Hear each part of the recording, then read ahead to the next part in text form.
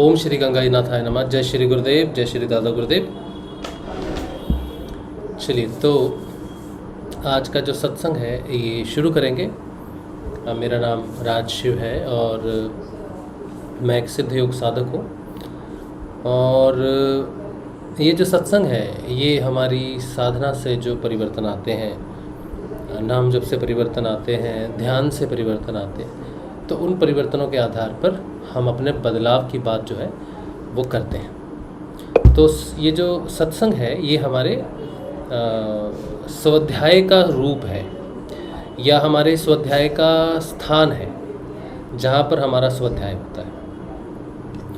तो सत्संग हमारी साधना की एक बहुत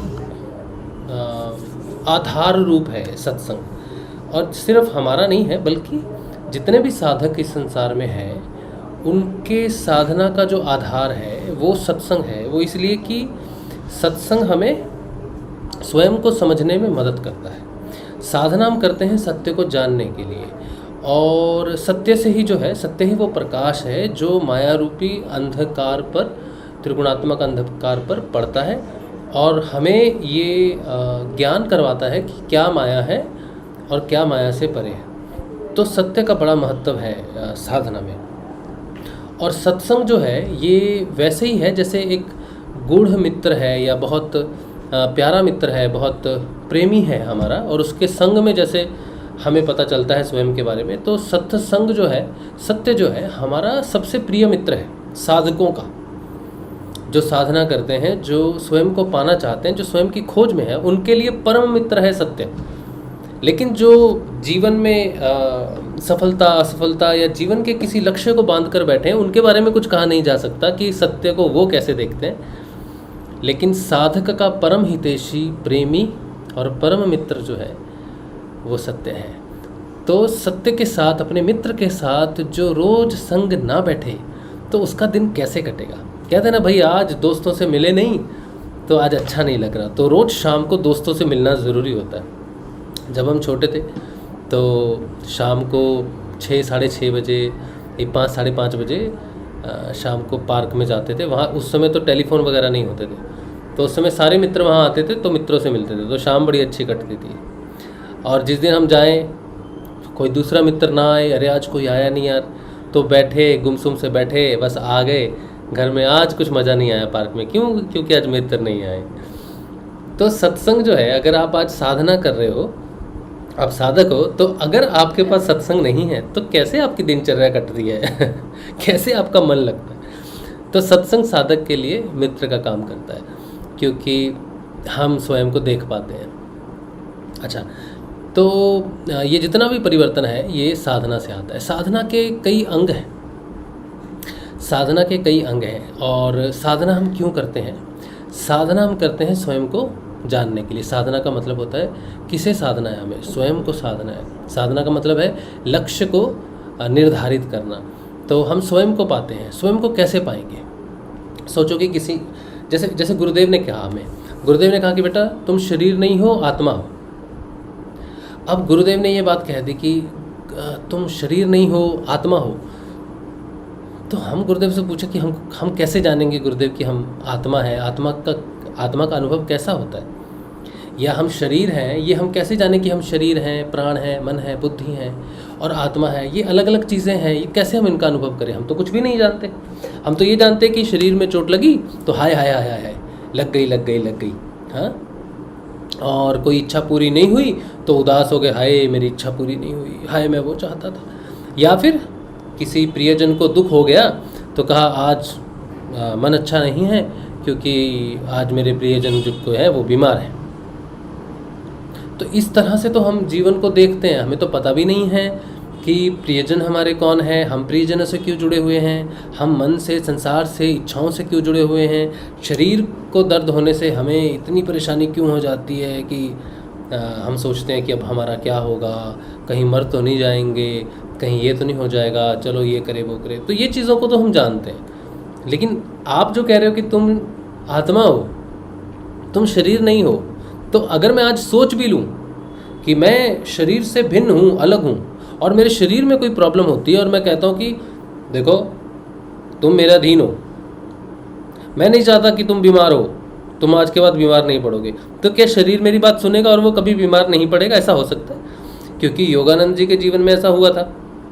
योगानंद जी एक बार पानी के जहाज़ में जो है यात्रा कर रहे थे और वो बहुत बीमार हो गए, उनका पेट खराब हुआ, उल्टियाँ वगैरह उनको लगी तो बड़े बीमार हो गए। योगानंद जी को ये चीज़ जो है बड़ी, उनको बड़ा अचंभा हुआ और बड़ा उनको विस्मय हुआ कि ये क्या हो गया, मेरी इच्छा के बिना मैं बीमार कैसे हो गया। फिर उन्होंने उस दिन प्रण किया, संकल्प किया कि मेरी इच्छा के बिना मैं बीमार नहीं होऊंगा, ये शरीर बीमार नहीं पड़ सकता जब मेरी इच्छा ना हो। और उसके बाद योगानंद जी कहते हैं कि वो कभी बीमार नहीं पड़े।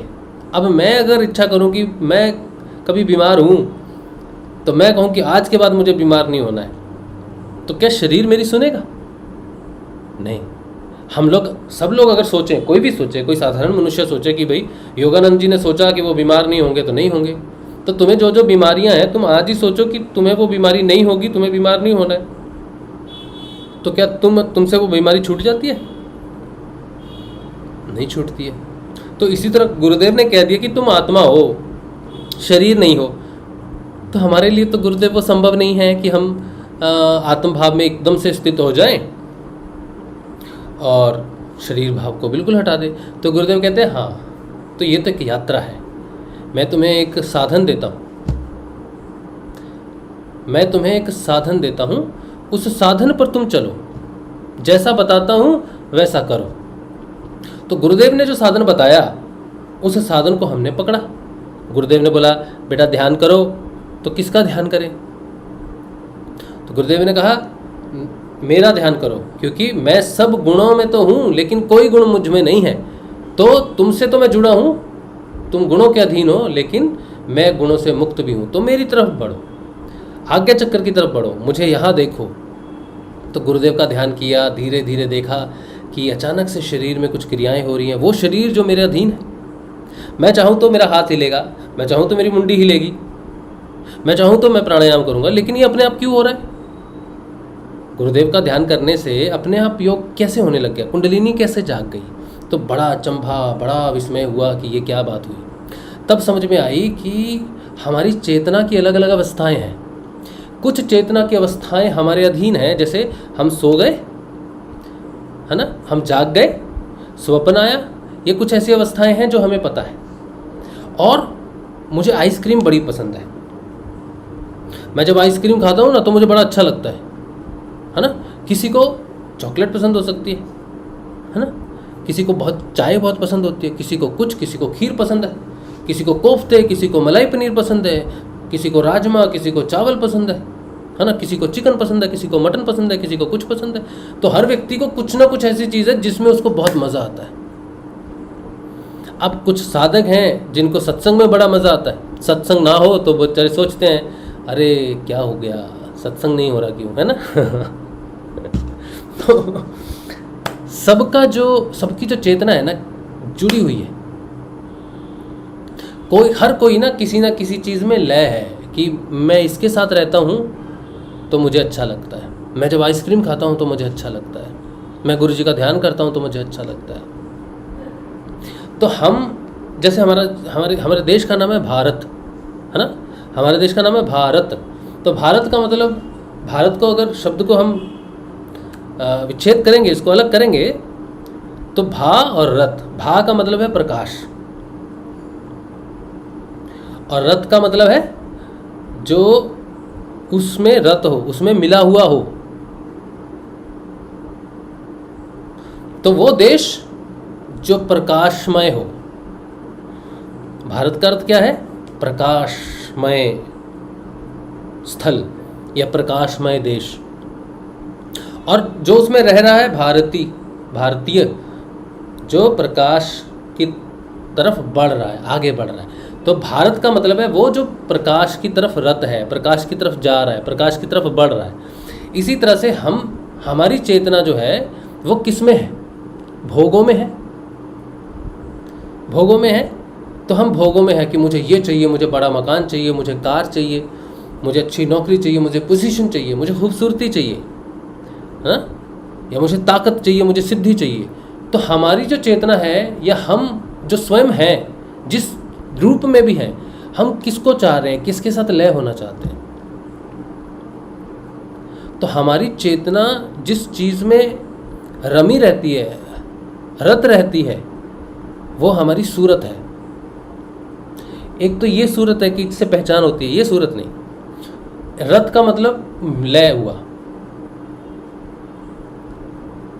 ठीक है। सूरत का मतलब पहचान भी हो सकता है। सूरत का मतलब कैसी सूरत है उसकी, कैसी पहचान है उसकी।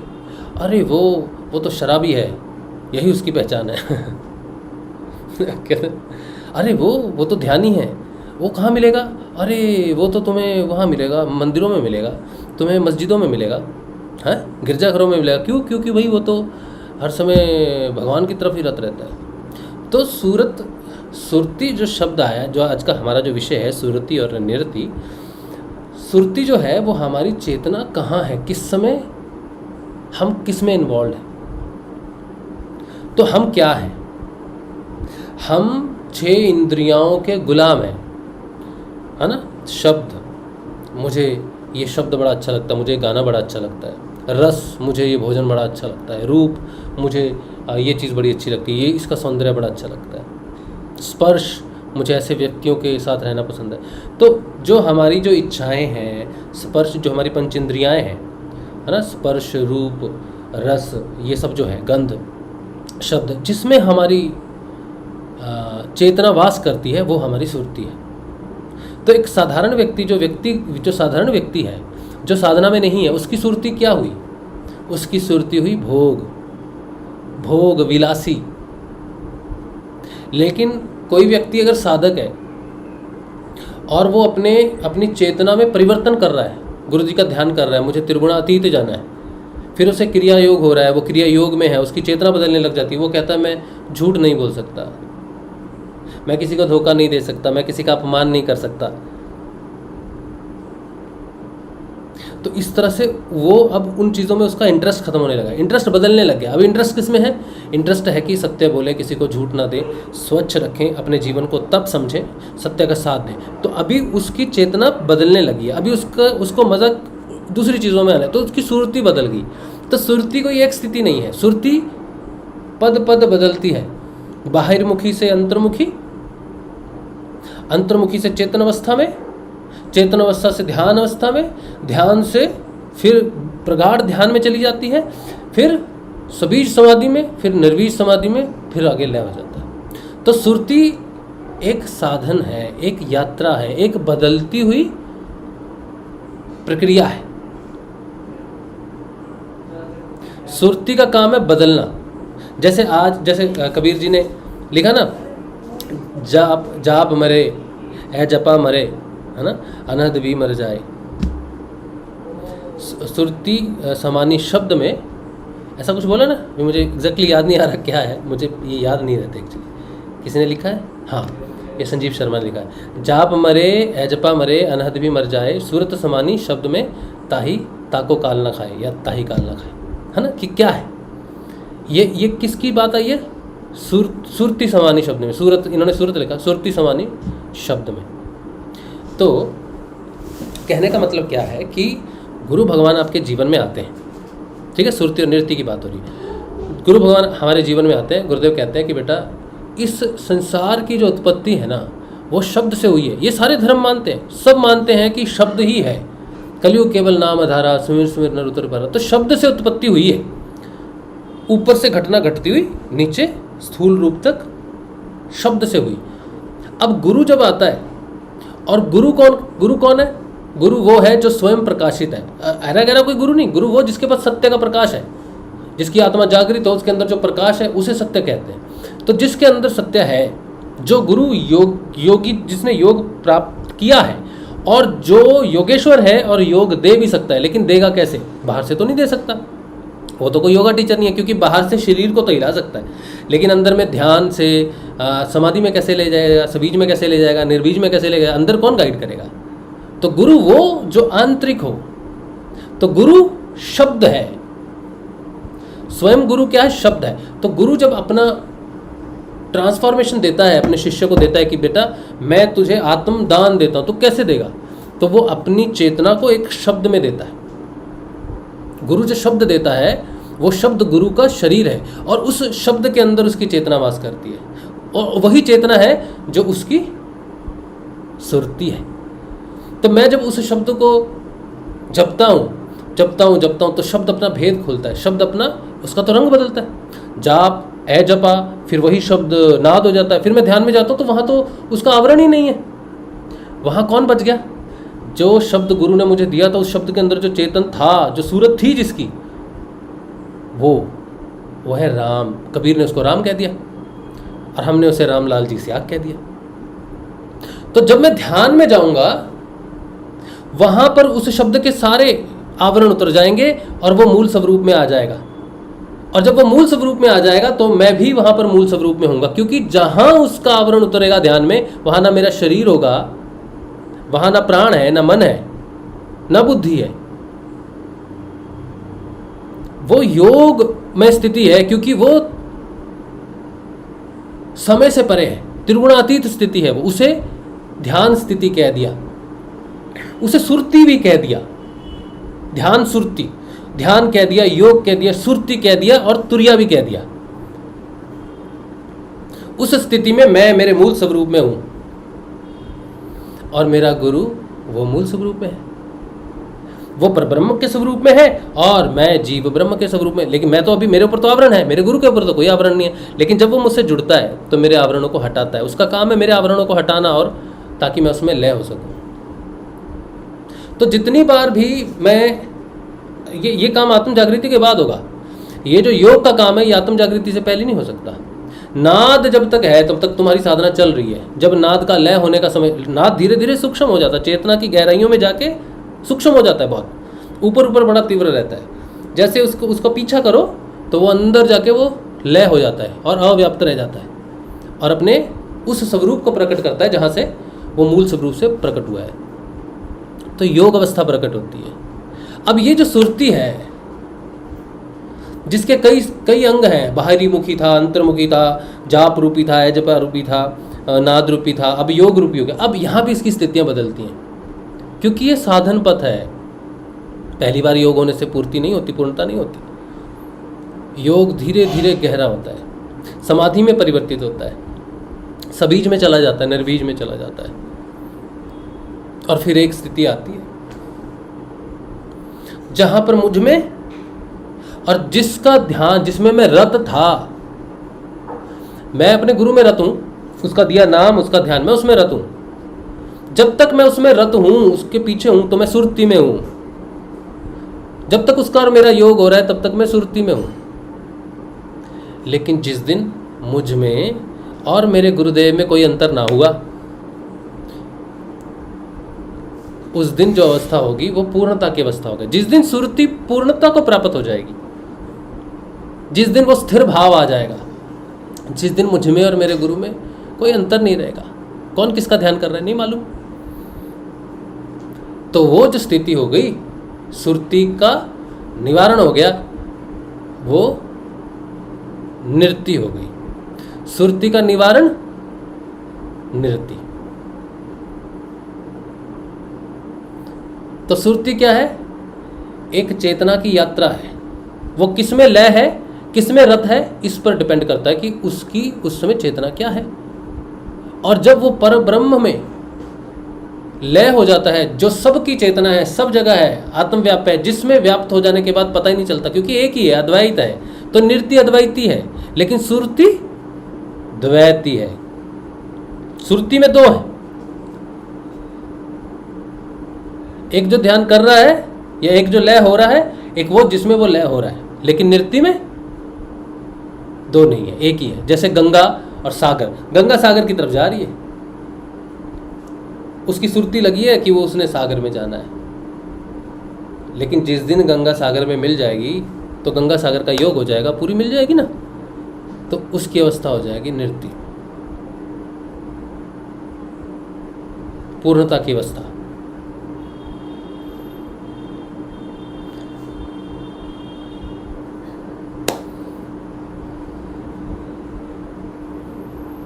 तो कबीर जी ने इसको बड़े प्यारे ढंग से रखा है सबके सामने कि चेतना की स्थितियाँ। उन्होंने जब कहा जप मरे, उसमें एक स्मृति है, एक सुरती है, उसकी एक लयबद्ध है कि अब मैं जाप कर रहा हूँ। अब मुझे ए जपा लगा। ए जपा के नीचे तो संत बात ही नहीं करते, ए जपा के नीचे तो कोई स्थिति नहीं है, वो तो संसार में है। असली सुरती की जो भगवान की तरफ जो लयबद्धता होती है वो शुरू ही ए जपा जाप से होता है।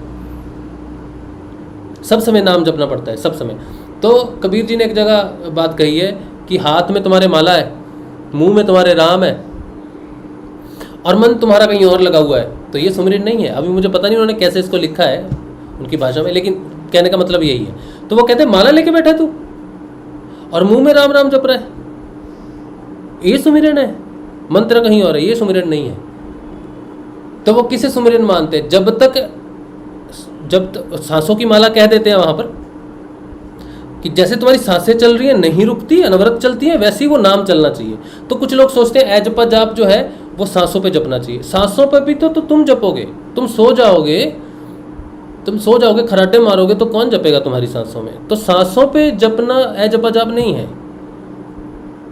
कहने का मतलब है जैसे सांसें सोते समय, जागते समय, खाते समय, पीते समय, सब समय चलती रहती हैं, वैसे ही वो जाप भी चलना चाहिए। तो वो मन में चलता है हर समय, मन पकड़ लेता है उस का। मन वो इंद्रिय है जो रत रहती है किसी न किसी चीज में। अगर उसी मन को रत कर दिया जाए जाप में तो वो मन की अवस्था है। ए जपा जाप किसकी सुरत की अवस्था है? मन के सुरती की अवस्था है। उसकी जाप की सुरती लग गई, मन की, ए जपा जाप बोलते हैं उसको। तो मन की जो सुरती है जो भगवान की तरफ लगी है उसकी सुरती को ए जपा कहते हैं। ए जपा मन की स्थिति में है कि मन को भगवान की लगन लगी, अब ये कभी बंद नहीं होगा जीवन भर। अब सो जागो, खाओ पियो, बात करो, कुछ भी करो, ये बंद नहीं होगा। यहां से शुरू होता है काम। गुरु जी भी कहते जब तक ए जपा जाप नहीं लगेगा पार नहीं पड़ेगी। तो जपो, तेल की धार की तरह जपो। लेकिन लोग पूछते हैं गुरु जी तेल की धार की तरह कैसे जपे? तो गुरुदेव कहते हैं हमारे संतों ने, ऋषियों ने एक टर्म दिया है जाप में, ए जपा जाप। कुछ दिन जप लो, 10-20 दिन, हाँ 15-17 दिन इसको अच्छे से जप लो। और ये चेतन मंत्र है, पूरी लगन से जपो, प्रेम से जपो, तो ये तुम्हारे अंदर इसका ए जपा जाप चलेगा, फिर जीवन भर बंद नहीं होगा। तो रैदास जी की उदाहरण देते हैं गुरुदेव जी। रैदास जी के गुरु जी ने कहा कि बेटा तुम नाम जपो। तो रैदास जी जपने लग गए उस नाम को। अब जपने लग गए तो पूरे लगन से जपा, गुरुजी ने दिया है जपना ही जपना, तो पूरी लगन से जपा। अब वो बंद नहीं हो रहा, अब वो उनको हर समय उसी की स्मृति बनी हुई है। वो अंदर में बस हर समय ऐसा फील, वो कुछ काम करते तो अंदर वो चल रहा है, काम कर रहे तो चल रहा है, ऐसा नहीं कि सुनाई दे रहा है, बस वो चलता जा रहा है अंदर, उनकी स्मृति में बार बार आ जा रहा है। वो जैसे गाना, कोई आपने देखा होगा, कोई गाना आपने सुन लिया और गाना कभी कभी चलता रहता है ना, आप कहते हैं यार क्या गाना से लग गया, अपने आप ही आ जाता है, कोई स्थिति होती है अपने आप ही आ जाता है, तो गाने आ जाते हैं ना। वैसे ही ए जपा जाप क्या है, वो अपने आप प्रकट होता रहता है तुम्हारी इच्छा के बिना। तो रैदास जी ने भजन में गाया, अब कैसे छूटे नाम रट लागी। तो गुरुजी इस पर भी बोलते हैं, उन्होंने कहा अब कैसे छूटे नाम रट लागी। तो कौन से नाम की रट लाई ये नहीं बताते, कौन से नाम की रट लगी है ये संत नहीं बताते, बस कहते नाम जपो, नाम की रट लग जाएगी, है जपा लगेगा ये लगे। लेकिन कौन सा नाम जपना ये नहीं बताते, बोल के नहीं बताते। तो वो शब्द हमेशा से क्या रहा, अवाच्य रहा, उसे बोला नहीं गया कभी। तो बहुत लोग अभी भी इस बात को मानते हैं कि वो शब्द जो है, जो संसार का कल्याण करेगा, जो सुरती को नृत्य में लय कर देता है, वो शब्द जो है, वो शब्द बोला नहीं किसी ने।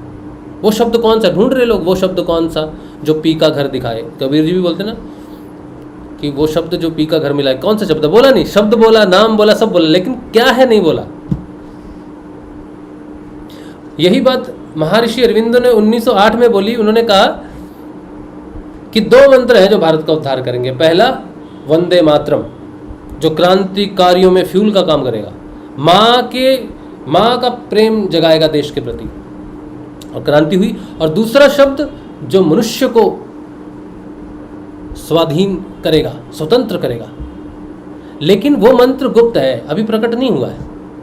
उन्होंने यही कहा, the most secret and strong, क्या बोला उन्होंने, पोटेंट मंत्र है, बहुत शक्तिशाली मंत्र है बहुत, लेकिन नॉट येट रिवील्ड, अभी तक रिवील नहीं हुआ मंत्र किसी ने नहीं। तो गुरुजी यही बात कहते हैं कि किसी संत ने उसको रिवील नहीं किया, महर्षि अरविंद ने भी रिवील नहीं किया, किसी ने नहीं किया। क्योंकि कौन रिवील करेगा, कौन रिवील करेगा उसको? जो शब्द किसकी तन्मात्रा है? आकाश की। किसके अधीन है शब्द? आकाश के अधीन है। जिसके पास आकाश की सिद्धि होगी वो इस धरती पर उसे छोड़ सकता है। तो गुरुदेव ने 2009 में कहा, ये बात गुरुदेव ने तब रिवील की। गुरुदेव ने कहा अब मैंने वो शब्द आकाश में छोड़ दिया है।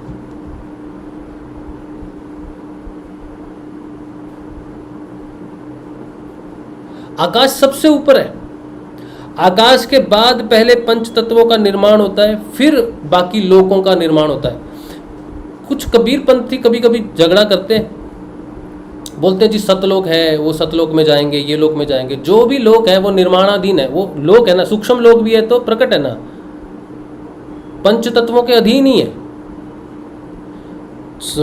सूक्ष्म जो हमारी यात्रा है वो यात्रा पृथ्वी से सूक्ष्म रूप में जब पृथ्वी सब लोगों को पार करती हुई पृथ्वी से होती हुई फिर से सूक्ष्म पृथ्वी से होती हुई जल में जल लय हो जाएगा, अग्नि में अग्नि भी लय हो जाएगी, वायु भी लय हो जाएगी, और अंत में प्रकाश से शब्द तन्मात्रा प्रकट हुई, जिससे सभी लोकांतरों की रचना हुई। आकाश से ऊपर कुछ भी नहीं, तो इसीलिए उसे सातवां आकाश बोला जाता है कि वो सातवां आकाश है। संज्ञा आकाश की ही दी जाती है कि सबसे ऊपर आकाश ही तो है, लेकिन वो आकाश जो है उस आकाश से शब्द प्रकट होता है। भगवान जिसे परब्रह्म कहते हैं उसका सबसे नज़दीकी जो है उसे अक्षर ब्रह्म कहा जाता है। शब्द ब्रह्म सबसे नज़दीक है ब्रह्म के, क्योंकि वहाँ से वो शब्द के रूप में स्वयं को प्रकट करता है, ओम तत्सत। और वो ओम तत्सत जब लय हो जाता है तब परब्रह्म प्रकट हो जाता है। जब अक्षर इस संसार में लय नहीं होता, उल्ट गति में। गुरुदेव कहते हैं शब्द से रचना हुई, उसी शब्द को पकड़कर उसी प्रक्रिया से वापस शब्द में लय हुआ जा सकता है, और शब्द जहां से प्रकट हो रहा है वो परम ब्रह्म निर्गुण निराकार। तो ये जो सुरती और नृत्य की यात्रा है ये किसी लोक की नहीं है। कोई ब्रह्म लोक जाएगा, कोई सत्य लोक जाएगा, कोई तपोलोक जाएगा, लोकों की यात्रा नहीं है। ये तो सर्वव्यापकता की है।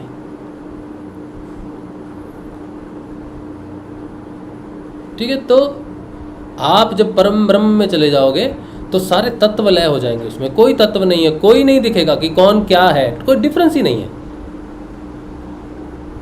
डिफरेंस ही नहीं है ना। लोकों में क्या होगा, एक लोक में एक लेके जा रहा है, दूसरा जा रहा है। जैसे कबीर जी कहते हैं ना, कबीर जी सतलोक में लेके गए किसको, अपने एक शिष्य को लेके गए, लेकिन एक लेके जाने वाला है, एक है और एक दिखा रहा है। तो मेरे अनुसार अभी आप क्या मानते हो ये आपका नज़रिया हो सकता है, आप इसको किसी पर थोप नहीं सकते। हमने क्या जाना है नृत्य से, नृत्य शब्द जो दिया गया है, कबीर जी ने भी बोला है नृत्य शब्द ये एकाकार का शब्द है, ये लय हो जाने का शब्द है, अद्वैत का शब्द है।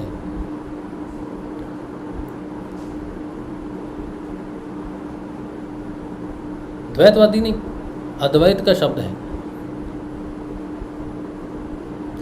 कबीर जी इतने महान संत हुए, लेकिन कुछ लोगों ने कबीर जी को इस तरह से रिप्रेजेंट किया कि दूसरे लोगों के दुश्मन हो गए कबीर जी।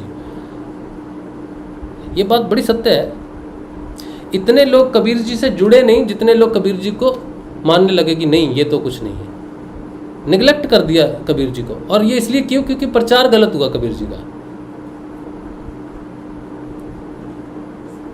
कबीर जी तो एक ऐसी अभिव्यक्ति हैं जो परमात्मा का ज्ञान दे रहे हैं, परमात्मा से एकीकार का रास्ता बता रहे हैं कि ये रास्ता है, ऐसे ऐसे होता है, ऐसे इसमें लय होता है, ऐसे इसमें ये मिलता है, फिर वहाँ जाते हैं, फिर ऐसे प्रकट होते हैं। वो तो रास्ता बता रहे हैं, वो तो गाइड है, बता रहे हैं कि ऐसे ऐसे पहुँचा जा सकता है, क्योंकि वो पहुँचे तो उन्होंने रास्ता बताया।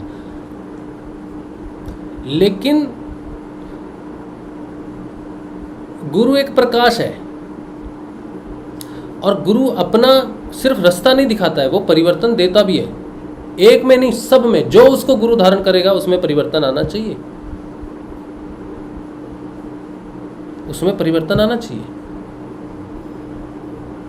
तो आप जितने भी लोग हो जो कबीर जी को मानते हैं, अपना परिवर्तन देखो, परिवर्तन देखो। तो गुरु जो है ना, जिस समय में आप हो, जिस समय में आप जी रहे हो, उस समय की पद्धति अलग होती है। हर समय की पद्धति हुई, बड़े बड़े गुरु आए, अलग अलग समय में आए, उस समय के लिए वो उनकी आराधनाएं ठीक थी। गुरु जी कहते हैं कि देखो बुद्ध आए, ईसा आया, मूसा आया, और लोग क्या कहते हैं, वो देखो बुद्ध ने किया, जीसस ने किया, मूसा ने किया, ईसा ने किया, तो जिन्होंने किया तक कर लिया। अब तुम्हारे पास क्या है? तुम इस युग में, इस समय में तुम्हारे पास क्या चीज़ है? इस समय गुरु हमेशा प्रकट रहता है, समय के अनुसार हमेशा गुरु प्रकट रहता है। अर्जुन के पास श्री कृष्ण रूपी गुरु थे। हमें जो कृष्ण ने ज्ञान दिया वो आंतरिक है। भगवान श्री कृष्ण कहते हैं मैं हृदय में प्रकट होता हूं, बाहर नहीं हूं। तो मैं कैसे प्रकट हो सकता हूं? जो अंदर आत्मा को कृष्ण ने कहा कि मैं आत्मा हूं, मैं बाहर का स्वरूप नहीं हूं, मैं अंदर हूं, आत्म रूप में प्रकट होता हूं। और मैं ही हूं जो त्रिगुणात्मक प्रकृति को क्षीण करता हूं। या मेरे से योग होता है जब साधक तीनों गुणों से परे जाता है, मेरे योग में जाता है, जिसे मेरा योग प्राप्त होता है, फिर वो जन्म और मृत्यु के चक्कर में नहीं आता। ऐसा भगवान श्री कृष्ण कहते हैं मेरे योग से होता है। तो भगवान श्री कृष्ण कोई व्यक्ति नहीं है कि किसी व्यक्ति का योग हो रहा है। उनका कहने का मतलब है मैं परम पिता के रूप में। गुरु जब आता है, गुरु भी यही कहता है। कृष्ण ने गुरु के स्वरूप में ये कहा। अब मेरे गुरुदेव आएंगे ना, तो मेरे गुरु कहेंगे कि मैं परम ब्रह्म हूं, मेरे योग से होगा तेरा। तो मेरे लिए वो गोकुल वाला श्री कृष्ण उस रूप में नहीं करेगा, वो प्रकट जरूर होगा, उसकी लीलाएं प्रकट जरूर होंगी, लेकिन मुझे योग प्रदान करने वाला मेरा गुरु होगा, जिसने मुझे रास्ता दिखाया, जिसने मुझे वो शब्द दिया, जिसके शब्द को जपने से मेरी सुरती नृत्य में बदलेगी, उससे मेरा योग होगा, तो मैं उसे देखूंगा। मेरे लिए मेरा परब्रह्म गुरु होगा जो मेरे समय काल में आएगा और मुझे वो देगा। वैसे तो गुरु किसी समय का मोहताज नहीं है, गुरु समय से परे है, ये बात सही है। गुरु कभी नहीं मरता, गुरु शरीर नहीं है, लेकिन समय के हिसाब से साधनाएं जरूर होती हैं। गोरखनाथ जी भी मेरे गुरुदेव हैं, मच्छिंद्र नाथ जी भी मेरे गुरुदेव हैं, क्योंकि वो हमारे आदि गुरुदेव हैं। मच्छिंद्र नाथ जी से गोरखनाथ जी से फिर वो आई पंथ चलता हमारे दादा गुरुदेव बाबा श्री गंगाई नाथ जी के पास आया, गंगाई नाथ जी से गुरुदेव रामलाल जी से आपके पास आया।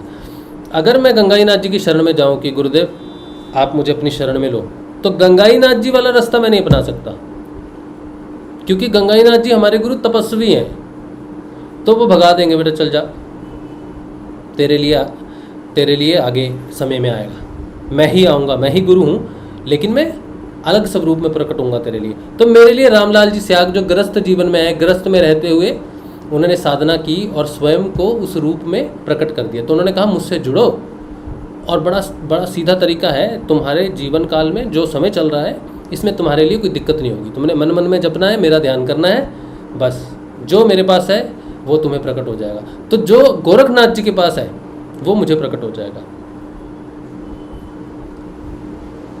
जो उस गुरु के पास है, जिसने भी पूर्णता प्राप्त की, जो भी पूर्ण हुआ, चाहे वो कबीर जी हो, चाहे गोरखनाथ जी हो, चाहे आदि शंकराचार्य हो, चाहे कोई भी हो, किसी भी काल से हो, उनकी जो स्थिति पूर्णता में प्राप्त की, मुझे वो स्थिति प्राप्त होगी मेरे गुरुदेव का, जो मुझे मेरे जीवन के हिसाब से साधना बताएंगे। इसीलिए गुरु हमेशा हर काल में रहता है, ताकि उस समय के लोगों को वो शिक्षा दे सके। गुरु कभी नहीं मरता। आज कबीरदास जी की हम बात कर रहे हैं, क्यों कर रहे हैं? उनकी शिक्षाओं की बात कर रहे हैं, तो वो अपनी शिक्षा में जीवित हैं, अपने सत्य में जीवित हैं। जब तक सत्य रहेगा तब तक कबीर जी रहेंगे, क्योंकि उन्होंने जो कहा सत्य है। तो कबीर का शरीर जा सकता है, लेकिन चेतना कभी नहीं जा सकती, तो वो चेतना के रूप में अमर है। इसी तरह से गुरुदेव ने हमें जो शिक्षा दी, गुरुदेव का शरीर चला गया, लेकिन उनकी शिक्षाएं हमेशा रहेंगी। गुरुदेव कहते देखो, जब तक मनुष्य रहेगा तब तक ये जो साधन मैंने दिया ना, तब तक रहेगा। इससे सरल कुछ भी नहीं है। मनुष्य कितना ही चेतना में कितना ही समय बदलेगा, लेकिन ये जो है कि सिर्फ नाम जपना है और ध्यान करना है तस्वीर का, और कुछ भी नहीं है। तो ये सबसे सरल है। गोरखनाथ जी भी हमारी गुरुदेव है, उसी लीनियज में है, लेकिन अगर हम गोरखनाथ जी के पास जाएंगे तो गोरखनाथ जी हमें गुरु के रूप में, शिष्य के रूप में एक्सेप्ट नहीं करेंगे। क्यों नहीं करेंगे? क्योंकि गोरखनाथ जी का जो योग है वो 6 अंगों वाला है। गुरु जी ने जो हमें दिया वो 8 अंगों वाला अष्टांग योग है, यम, नियम, आसन, प्राणायाम, प्रत्याहार, धारणा, ध्यान और समाधि। लेकिन अगर हम दादा गुरु जी के पास, परदादा गुरुदेव के पास जाएंगे, गोरखनाथ जी के पास, कहेंगे गुरु जी दो, तो वो कहेंगे बेटा यम और नियम कहाँ है? हम कहेंगे यम और नियम तो नहीं है जी मेरे पास। तो बोलेंगे भागो। तो गोरखनाथ जी ने जिस तपस्या से मच्छिंद्रनाथ जी से जो प्राप्त किया वो बड़ा बड़ा कड़ा था। उस समय का नियम बड़ा कड़ा था, 6 अंगों वाला योग था उस समय। गुरु जी ने हमें 8 अंगों वाला दिया है। गुरु जी कहते हैं नीचे के जो 5 अंग है, यम नियम आसन प्राणायाम प्रत्याहार, ये तुम्हें करना ही नहीं है कुछ भी, ये तो मेरे से जुड़ती हो जाएगा तुम्हारा। बस तुम्हारी मेरे प्रति धारणा पक्की होने में समय लगेगा, क्योंकि वो सूक्ष्म है। कोई रास्ता नहीं है धारणा पक्की करने का कि ये जप लो, उल्टे लटक जाओ, है ना, वनों में चले जाओ, बर्फ में घुस जाओ, अपने आप को तपाओ, व्रत रखो, ये करो, कुछ भी कर लो, धारणा पक्की नहीं होती बेटा। धारणा तब पक्की होगी जब तुम्हें अपने गुरु पर विश्वास होगा कि ये मुझ में परिवर्तन कर रहा है, और वो जो मैं परिवर्तन करूँगा वो क्रिया योग से करूँगा, जो मेरे योग से तुम्हें अपने आप परिवर्तन होगा, अपने आप तुम्हें क्रिया होगी, अपने आप तुम्हारे अंदर परिवर्तन होगा। वो परिवर्तन मेरे प्रति तुम्हारी धारणा को पक्का करेगा। तुम्हारा परिवर्तन ही तुम्हारी धारणा को पक्का करेगा। जिसे परिवर्तन ही नहीं दिखेगा उसकी धारणा कैसे पक्की होगी? कैसे यकीन करेगा कि गुरु कुछ कर रहा है, कुछ कर सकता है? तो गुरु जी कहते हैं जो होगा अभी होगा। आज करोगे तो धारणा 20 साल बाद पक्की होगी तो नहीं होगा, आज ही परिवर्तन होना होगा। तो धारणा, ध्यान और समाधि सूक्ष्म अंग है। ये गुरु के प्रति पूर्ण विश्वास से, पूर्ण श्रद्धा से कि ये कर सकते हैं मुझे, और प्राण अर्पित करने पड़ते हैं। धारणा के लिए गुरु के प्रति प्राण अर्पित कर देने पड़ते हैं कि कुछ भी हो जाए गुरुदेव, मेरा कोई दूसरा कोई डोर नहीं है, कोई दूसरा दरवाज़ा नहीं है जहाँ पर मैं जिसे खटखटाऊँ कि मेरी मदद करो। अब एक ही दरवाज़ा है, वो है दशम द्वार। बस यही मेरा दरवाज़ा है और बाकी सारे दरवाजे बंद हो चुके हैं मेरे लिए। तब जाके वो खुलता है दरवाज़ा, दशम द्वार। तब व्यक्ति अंदर प्रवेश करता है, और अंदर प्रवेश करने के बाद भी उसकी परीक्षा है कि तूने प्रवेश तो कर लिया, सोच ले मरेगा। तो साधक जब कहता है मरेंगे तो मरेंगे, लेकिन अब तो गुरु जी को नहीं छोड़ेंगे। तब यम की चौखटी पार होती है, तब वो हृदय में प्रवेश करता है, तब उत्तरायण होता है, तब उत्तर दिशा में जाता है, फिर प्रवेश करता है ध्यान में, योग में। और जितने भी संतों ने जो भी वाणी कही, तुम किसी के भी भक्त हो, रामलाल जी स्याग के भक्त हो, कबीर जी के भक्त हो, ठीक है, और किसी के भी भक्त हो, कोई भी है, ऋषि अरविंदो हैं, है ना, और भी हुए, रामदास जी हुए, गरीबदास जी हुए, शंकराचार्य हुए, बुद्ध हुए, महावीर हुए, राम हुए, कृष्ण, तुम किसी के भी अनुयायी हो, लेकिन जब तक वो तुम्हें चेतन नहीं करता, जब तक वो तुम्हारी आत्मा नहीं जगाता, तुम उसका रहस्य नहीं जान सकते। चेतन हुए बिना, जागे बिना, आत्म रूप से जागे बिना तुम लड़ते लड़ते मर जाओगे, अपने गुरु को डिफेंड करते करते मर जाओगे। लोग तुम्हारे गुरु को उल्टा सीधा बोलते ही रहेंगे और तुम बकवास करते रहोगे, वो भी बकवास करते रहेंगे। ये बकवास कभी खत्म नहीं होगी। ये बकवास तभी खत्म होगी जब तुम स्वयं आत्म रूप में चेतन हो जाओगे। जीवन भर लड़ लड़ के मर जाओगे अपने गुरु को बचाते बचाते कि नहीं मेरे गुरु जी अच्छे हैं, मेरे गुरु जी अच्छे हैं, नहीं यही परम ब्रह्म है, नहीं यही है, और तुम समय के साथ लय हो जाओगे। जिस दिन तुम मर गए उस दिन जो दूसरे रहेंगे वो कहेंगे दो जी, अब कौन कहेगा तुम्हारा गुरु परम ब्रह्म है? तू तो चला गया कब्र में, तू तो जल गया, तू तो मर गया, तू तो दब गया। अब कैसे डिफेंड करेगा अपने गुरु को मरने के बाद?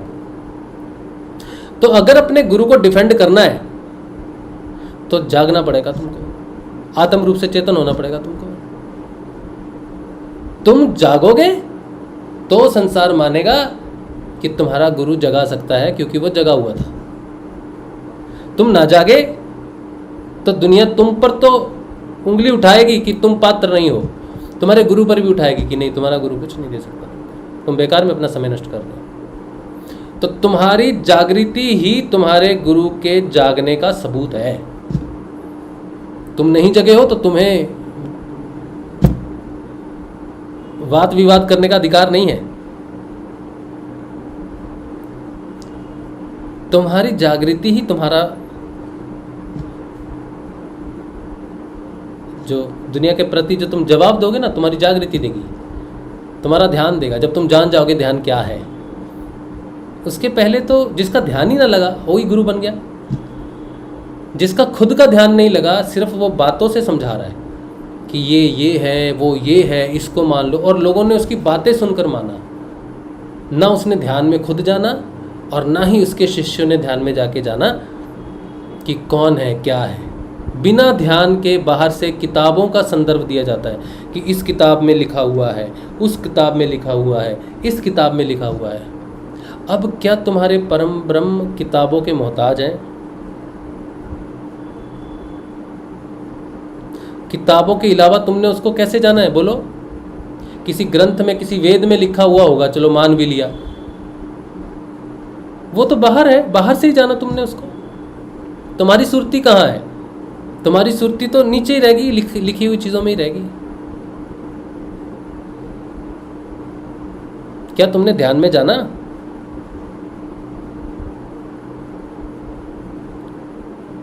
क्या जो तुम्हें बता रहा है उसने ध्यान में जाना? नहीं जाना। वो तो हमेशा किताबों की रेफरेंस है कि ये किताब पढ़ो, इसमें लिखा है, वो किताब पढ़ो, उसमें लिखा है। ऐसे तो आज गुरु जी का कोई शिष्य है, मैं आज 100 साल है, ठीक है, अभी मैं अपने गुरु जी के बारे में ग्रंथ लिख देता हूँ। आज से 200 साल बाद जो गुरु जी के अंधविश्वासी होंगे वो कहेंगे नहीं देखो ये एक व्यक्ति है, उसने लिखा है, ये ग्रंथ पढ़ो, इसमें रामलाल जी स्याग की फ़ोटो है, इसमें रामलाल जी का ये है, इसमें सब लिखा हुआ है। वो लड़ेंगे, किसकी रेफरेंस देंगे? हमारी लिखी हुई पुस्तक की, क्योंकि हम गुरु जी के समय में हुए। हमने कुछ लिख दिया गुरु जी के बारे में आज, तो 200, 600, 800 साल बाद लोग उसी की रेफरेंस देंगे, यही है, इसी में गुरु जी के बारे में लिखा है। और गुरु जी का नाम तो वैसे ही रामलाल जी से आ गए, तो गुरु जी का नाम राम है, वो सभी की वाणी में आते हैं। तो कहेंगे उसने भी देखो राम का नाम लिया, उसने भी राम लिया, ये भी राम है, वो भी राम है, उनका नाम भी राम है। ना तो नाम उनके परब्रह्म होने का सबूत है, ना ही कोई पुस्तक उनके परब्रह्म होने का सबूत है। उनके परब्रह्म होने का सबूत है तुम्हारा ध्यान, मेरा ध्यान। 100, 200, 300, 600 साल बाद भी गुरुदेव की तस्वीर से किसी का ध्यान लगा और आत्मा जागृत हुई और उसने ध्यान को जाना, तब सिद्ध होगा,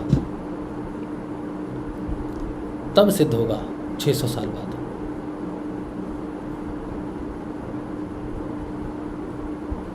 वरना जो ये युद्ध है ये कभी खत्म नहीं होगा, ये चलता ही रहेगा और किसी को कुछ भी प्राप्त नहीं होगा। जिसके लिए लोग लड़ लड़ के मर जाएंगे वो खुद ही कभी तुम्हारे जीवन में प्रवेश नहीं करेगा। क्यों? क्योंकि तुमने तो जाना ही नहीं, वाणी को ही नहीं जाना, जपा को ही नहीं जाना, तुमने नाद को ही नहीं जाना, तुमने सुरती को ही नहीं जाना, तुमने नृत्य में नहीं लय हुए। जब तुमने उनकी शिक्षाओं को साक्षात्कार ही नहीं किया तो फिर कहाँ उसका नाम लिखा है, कहाँ नहीं लिखा है, इससे क्या प्रयोजन? तुम्हारी मृत्यु के समय कोई किताब नहीं आएगी तुम्हें लेने के लिए। जो तुम्हारी चेतना होगी उस चेतना से तुम्हारी गति होगी। और अगर तुम बाहरमुखी चेतना में ही रह गए, कभी ध्यान में गए ही नहीं, तो तुम्हारा वो जन्म मरण का चक्कर तो छूटेगा ही नहीं।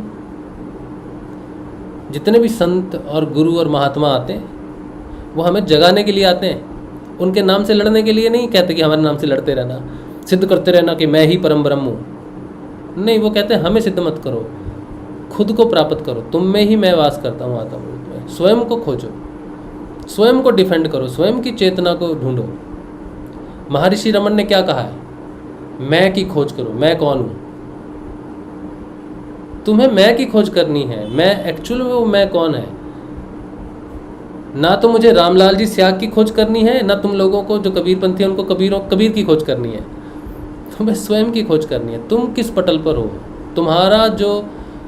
तुम्हारा मेंशन कहाँ है।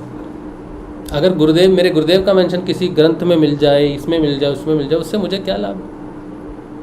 कबीर जी का मेंशन किसी पुस्तक में मिल जाए, उससे तुम्हारा क्या लाभ। मेरा मेंशन मिलना चाहिए वेदों में, और वेद मुझे मेंशन कहाँ करते हैं, जहाँ वो लिखते हैं ब्रह्म। तो मेरे अंदर वो ब्रह्म होना चाहिए। जब मैं उस ब्रह्म को जान जाऊँगा, आत्मा को जान जाऊँगा, तब मैं जान जाऊँगा कि वेद मेरे बारे में लिखे गए हैं, ब्रह्म के बारे में लिखे गए हैं। तभी तो वैदिक धर्म में कहा अहम ब्रह्मास्मि। अहंकार से नहीं कहा कि मैं ब्रह्म हूँ, बल्कि अहम ब्रह्मास्मि का मतलब है कि मैं ब्रह्म हूँ। इसमें अहंकार नहीं, इसमें जागृति होनी चाहिए, इसमें निरति होनी चाहिए। सुरति में तो सिर्फ यात्रा है। तब कह सकते हैं कि हमारे बारे में सब वेदों में लिखा है। किसी एक वेद का रेफरेंस नहीं देना पड़ेगा कि इसमें लिखा है। तब गीता भी ब्रह्म के बारे में बात करती है, योग के बारे में बात करती है परब्रह्म से। उपनिषद भी ब्रह्म की बात करते हैं, वेद भी ब्रह्म की बात करते हैं। तब कोई तर्क नहीं है कि किसका नाम कहाँ लिखा हुआ है। जो ब्रह्म है उसकी बात सारे वेद करते हैं, क्योंकि वेद, पुराण, उपनिषद कुछ भी है वो सिर्फ और सिर्फ ब्रह्म की बात करते हैं। तो जहाँ जो ब्रह्म हो गया वो वेद उसके हो गए। अगर लड़के साबित करना पड़ा तो तुमने अपना जीवन नष्ट कर दिया। ध्यान से साबित करना होगा, चेतना से साबित करना होता है, जागृति से साबित करना होगा। उस जिसके पीछे पड़े हो, जिसको गुरु माना है, उसकी चेतना को स्वयं में उतारकर उसमें लय होना पड़ेगा, अद्वैतवाद सिद्ध करना पड़ेगा। जब तक तुम में और तुम्हारे गुरु में अंतर है, तब तक तुम कहाँ। हमारे जो गुरुदेव हैं, गुरुदेव श्री रामलाल जी स्याग, उनकी एक बात जो है, मेरे गुरु हैं इसलिए नहीं बोल रहा, लेकिन उन्होंने एक चीज़ बड़ी ज़बरदस्त है उनकी। एक बात कहते हैं, गुरुदेव की जब तस्वीर रहती है ना, गुरुदेव रामलाल जी स्याग की, तो एक तरफ गुरुदेव जी रहते हैं, दूसरी तरफ दादा गुरुदेव रहते हैं। गुरु और शिष्य दोनों एक ही तस्वीर में रहते हैं। तो कुछ शिष्य आते हैं, कहते हैं गुरुदेव आपका ध्यान करते हैं, लेकिन गुरुदेव पर ध्यान चले जाता है। तो गुरुदेव क्या कहते हैं, किसी का भी ध्यान कर लो, कोई अंतर नहीं है। गुरुदेव ने क्या कहा, मेरा ध्यान कर लो या मेरे गुरु का ध्यान कर लो, एक ही बात है, दो है ही नहीं।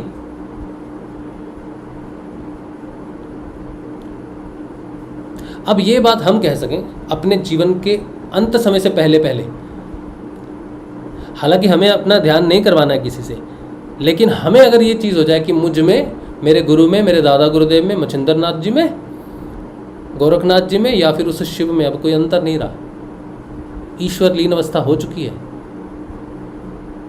तब जीवन की यात्रा पूर्ण होती है। सारा जीवन हम अपने गुरु के लिए लड़ते रहेंगे, उतने बड़े मूर्ख हम तो नहीं हैं। हम अपने गुरु के लिए इसलिए नहीं लड़ेंगे क्योंकि गुरु जी परब्रह्म है। हम तो साबित करेंगे,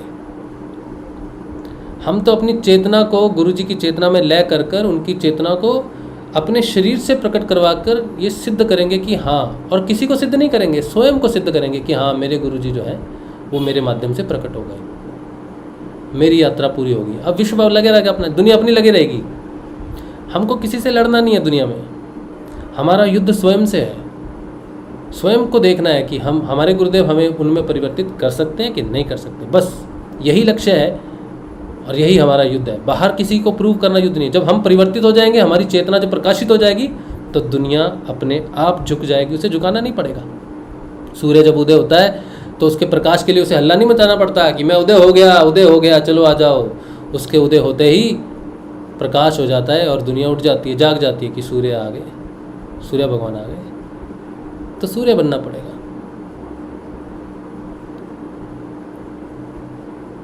सुरति से नृत्य तक की यात्रा करनी पड़ेगी। सिर्फ शब्द नहीं दिए दो, बल्कि बताया है कि तुम्हारी जो भी सुरति है उसे नृत्य में लेके जाओ। और कौन सी नृत्य होगी तुम्हारी? नृत्य के दो अर्थ है। जो भोग विलास में जिसकी सुरति है उसकी नृत्य कहाँ है? मृत्यु, भय, भोग, विलास, वही उसकी नृत्य है, वो उसी में लय हो जाएगा। और जिसकी सुरति ऊर्ध्वमुखी है उसके लिए नृत्य उस परब्रह्म के साथ एकीकार है। नृत्य का मतलब है दो नहीं है, एक ही, जिसमें लय हो गए तुम, अलग नहीं, पूर्ण हो गए। या तो तुम भोग को भोगते भोगते भोगते भोगते एक भय, एक मृत्यु, उसी में फंस जाओ हमेशा के लिए, कभी नहीं मुक्त होने वाले, वही तुम्हारी नृत्य हो सकती है। या तुम नाम जपो गुरु का और अपनी सुरती को उसकी नृत्य में मिलाओ।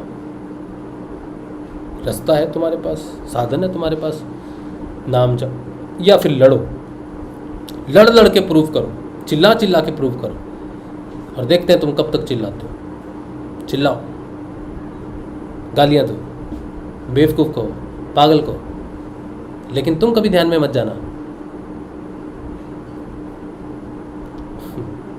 तो योग में जाओ, ठीक है। चलो, ये बात है आज का सत्संग सुरती और निरति पर। उम्मीद है कि हम अपने गुरुओं की, आपके जो भी गुरु हैं, उनकी वाणी को धारण करके बल्कि अपने जीवन में वो परिवर्तन भी लाएं, ताकि वो हमारे परिवर्तन में भी जीवित रहें। ठीक है, उनके परिवर्तन में तो वो जीवित ही हैं, हमेशा रहेंगे उनके सत्य में, तो हमारे परिवर्तन में भी वो दिखें, हम में भी वो दिखें, ऐसा परिवर्तन आपको लाना पड़ेगा। चलिए, तो आगे बढ़ते हैं। कोई प्रश्न उत्तर होगा तो लेंगे, और नहीं तो उसके बाद हम रोज़ थोड़ा अध्ययन करते हैं श्रीमद् भागवत का, वो पढ़ेंगे।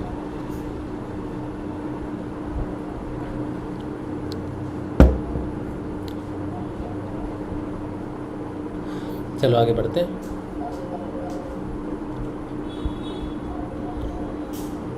हररान सिंह कह रहे हैं, कहाँ है वो मित्र, सब झूठ है, स्वयं की क्यों साधना है, स्वयं की क्यों साधना है। कह रहे भगवान परमात्मा कुछ भी नहीं है, जो है अभी है, मर गए तो गए बस, और कुछ सत्य नहीं है, सब टाइम पास है। याह, क्या ही बात बोली है। अब इस पर टिके रहे ना। आकाश क्या है, आपने देखा क्या? हाँ, मैंने देखा है, मैंने तो देखा है, तभी तो बोल रहा हूँ। चलो, रान सिंह जी आज बहुत परेशान है, कल आएंगे कुछ और बोलेंगे। तुम्हें फ्रस्ट्रेट होने की ज़रूरत नहीं है रान सिंह, ठीक है, फ्रस्ट्रेट होने की ज़रूरत नहीं है। यही तो माया है, यही तो तुम्हारे कर्म प्रारब्ध हैं, जिसमें तुम और भी उनको गुड़ कर रहे हो। कभी गुरु की निंदा नहीं करनी चाहिए। अगर तुम गुरु से जुड़े हो, दीक्षित हो, तो तुम्हारा काम उसकी निंदा करना नहीं है, उसको झूठ बोलना नहीं है। मैं तो उसी की बात बोल रहा हूँ। मेरी बात को अगर तुम झूठ बोल रहे हो ना, तो मैं तो गुरु के परिवर्तन को ही बोल रहा हूँ, और तुम कह रहे हो कि नहीं, गुरु ये परिवर्तन देता ही नहीं है, झूठ है ये बात, तो तुम गुरु को झूठ बोल रहे हो। जो गुरु की निंदा करेगा वो गुरु के पथ पर कैसे चलेगा? भगवान की और गुरु की निंदा कभी भी नहीं करनी चाहिए। खोट हमेशा जो है वो शिष्य में होती है, शिष्य को ढूंढना चाहिए। अगर खोट गुरु में होगी तो गुरु हट जाएगा, तुम्हें सच्चा गुरु प्राप्त हो जाएगा, क्योंकि गुरु एकमात्र वो तत्व है। तुम गुरु के प्रति सच्चे हो ना, तो कोई बहरूपिया भी तुमको मिल गया ना, तो वो बहरूपिया, वो सच्चा गुरु उसको हटा देगा, क्योंकि तुम्हारे अंदर सच्चाई है, तो तुम सच्चे गुरु को प्राप्त हो गए। अगर तुम अच्छे शिष्य हो ना, और गुरुदेव रामलाल जी से आगे अगर बहरूपिये हैं ना, तो वो हट जाएंगे, और तुम किसी ऐसे गुरु के पास पहुँचोगे जो तुम्हें तुम्हारा परिवर्तन देगा। लेकिन वो तब होगा जब तुम सत्य हो, सत्य तुम्हारे अंदर होना चाहिए, तब जाके तुम्हें वो गुरु खोजेगा कि मेरे को एक सत्य गुरु, मेरे को सत्य शिष्य चाहिए। क्योंकि गुरु हमेशा शिष्य को खोजता है, हमेशा खोजता है। तुम अगर सच्चे हो तो वो गुरु तुमको ढूंढ ही लेगा, तुम गुरु को कभी नहीं ढूंढ सकते। तुम सच्चे रहो, जो काम तुम्हें दिया गया है उसको करो, तो सच्चा गुरु तुमको ढूंढते ढूंढते आ जाएगा, और सारे जंगाल से, सारे झूठों से निकाल के ले जाएगा। सिर्फ तुम्हें स्वयं के प्रति सच्चे रहना है कि भगवान है कि नहीं है। अगर तुम मानोगे कि नहीं है तो वो नहीं है, वो अपने आप को प्रूव नहीं करेगा। वो इतना अहंकारी नहीं है कि मुझे कह दिया मैं नहीं हूँ, देख मैं दिखाता हूँ, तो ऐसा नहीं है वो। तुम सर फोड़ो, माथा फोड़ो, वो ऐसे नहीं आता सामने, वो तो कर्मों के रूप में तुम्हें बता देगा। कभी निंदा नहीं करना गुरु की, कितने भी फ्रस्ट्रेट हो जाओ भगवान की, तुम सच्चे रहो ना, तुम सच्चे रहो, कहो कि मैं सच्चा हूँ, मैं कर रहा हूँ, मुझे मिले, हाँ तो तुम्हें मिलेगा वो। और जब तक वो नहीं मिल रहा तो खोट हम में ही है कहीं, समझे? तो गुरु की निंदा नहीं करना, कभी कभी नहीं करना, मेरे सामने तो बिल्कुल नहीं करना, ठीक है?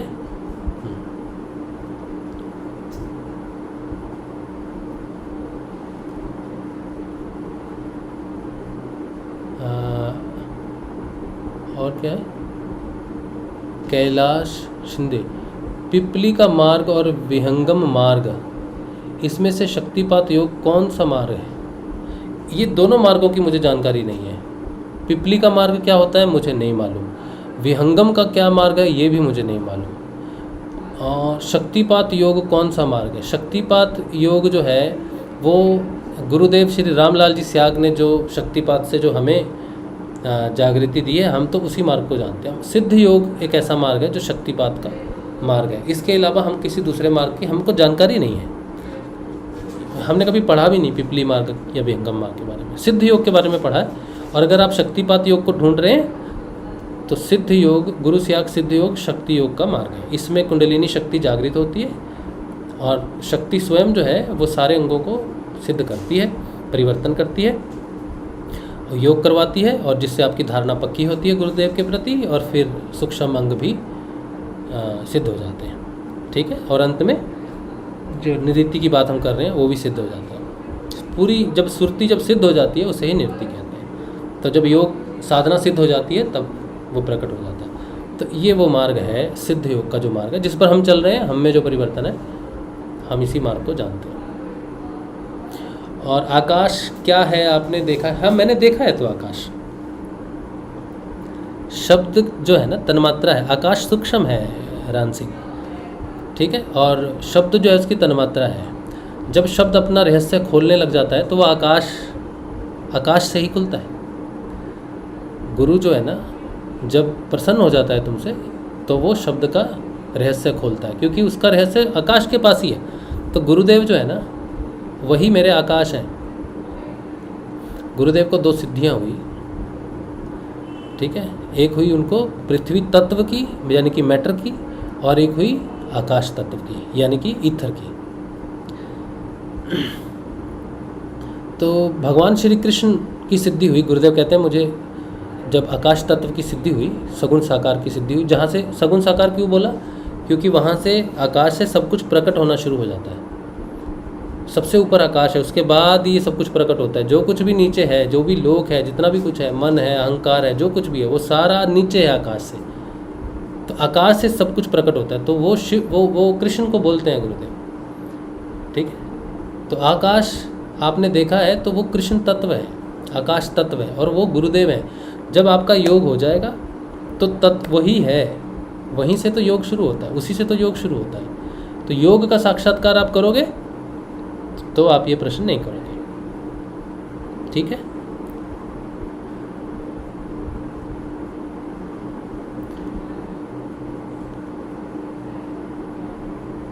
हाँ, रीना जी कह रही हैं क्या कबीर जी योगेश्वर नहीं थे? कबीर जी के जो देखो कोई योगेश्वर है, कबीर जी के योगेश्वर की बात वही सिद्ध कर सकते हैं जो उनका परिवर्तन उनके शिष्यों में आएगा, उनके लिए वो योगेश्वर है। अगर आज कोई व्यक्ति है वो कबीरपंथी है लेकिन उसने कबीर जी का योग प्राप्त नहीं किया तो वो इस बात को डिफाइन नहीं कर सकता कि कबीर जी योगेश्वर हैं। लेकिन कबीर जी का कोई भी शिष्य रहा हो जिसने पूर्णता प्राप्त करी हो वो कह सकता है कि कबीर जी योगेश्वर थे, लेकिन जिसको प्राप्त ही नहीं हुआ वो नहीं कह सकता। तो ये कोई कहने वाली बात नहीं, मानने वाली बात नहीं है कि ये वो है, ये तो सिद्ध करने वाली बात है। तो मैं ये सिद्ध नहीं कर सकता कि कबीर जी योगेश्वर हैं, क्योंकि मैं कबीर जी का ध्यान नहीं करता है, मैं गुरुदेव रामलाल जी स्याग का ध्यान करता हूँ, और मुझे उन्हीं से ध्यान की प्राप्ति हुई, योग की प्राप्ति हुई। तो मैं गुरुदेव रामलाल जी स्याग की गवाही दे सकता हूँ, कबीर जी की गवाही मैं नहीं दे सकता। लेकिन कबीर जी वो शुद्ध चेतना है, जिन्होंने उस रास्ते को जाना, वो प्रकाश हैं, इस बात की गवाही दे सकता हूँ कि वो एक महान संत हुए और उन्होंने वो पथ को देख के लिखा, वाणियों में गाया, तो उन्होंने वो रास्ता देखा, उनको योग की प्राप्ति हुई। लेकिन आगे उन्होंने योग दिया, कितनों को दिया उसकी मुझे जानकारी नहीं, क्योंकि मैं कबीर पंथ को मैं ज़्यादा पढ़ा नहीं, कुछ भी जानता नहीं। मैं तो उनकी जो बातें आती हैं उनको सुनता हूँ, तो देखता हूँ कि उनकी चेतना में कैसे प्रकट होती हैं वो चीज़ें।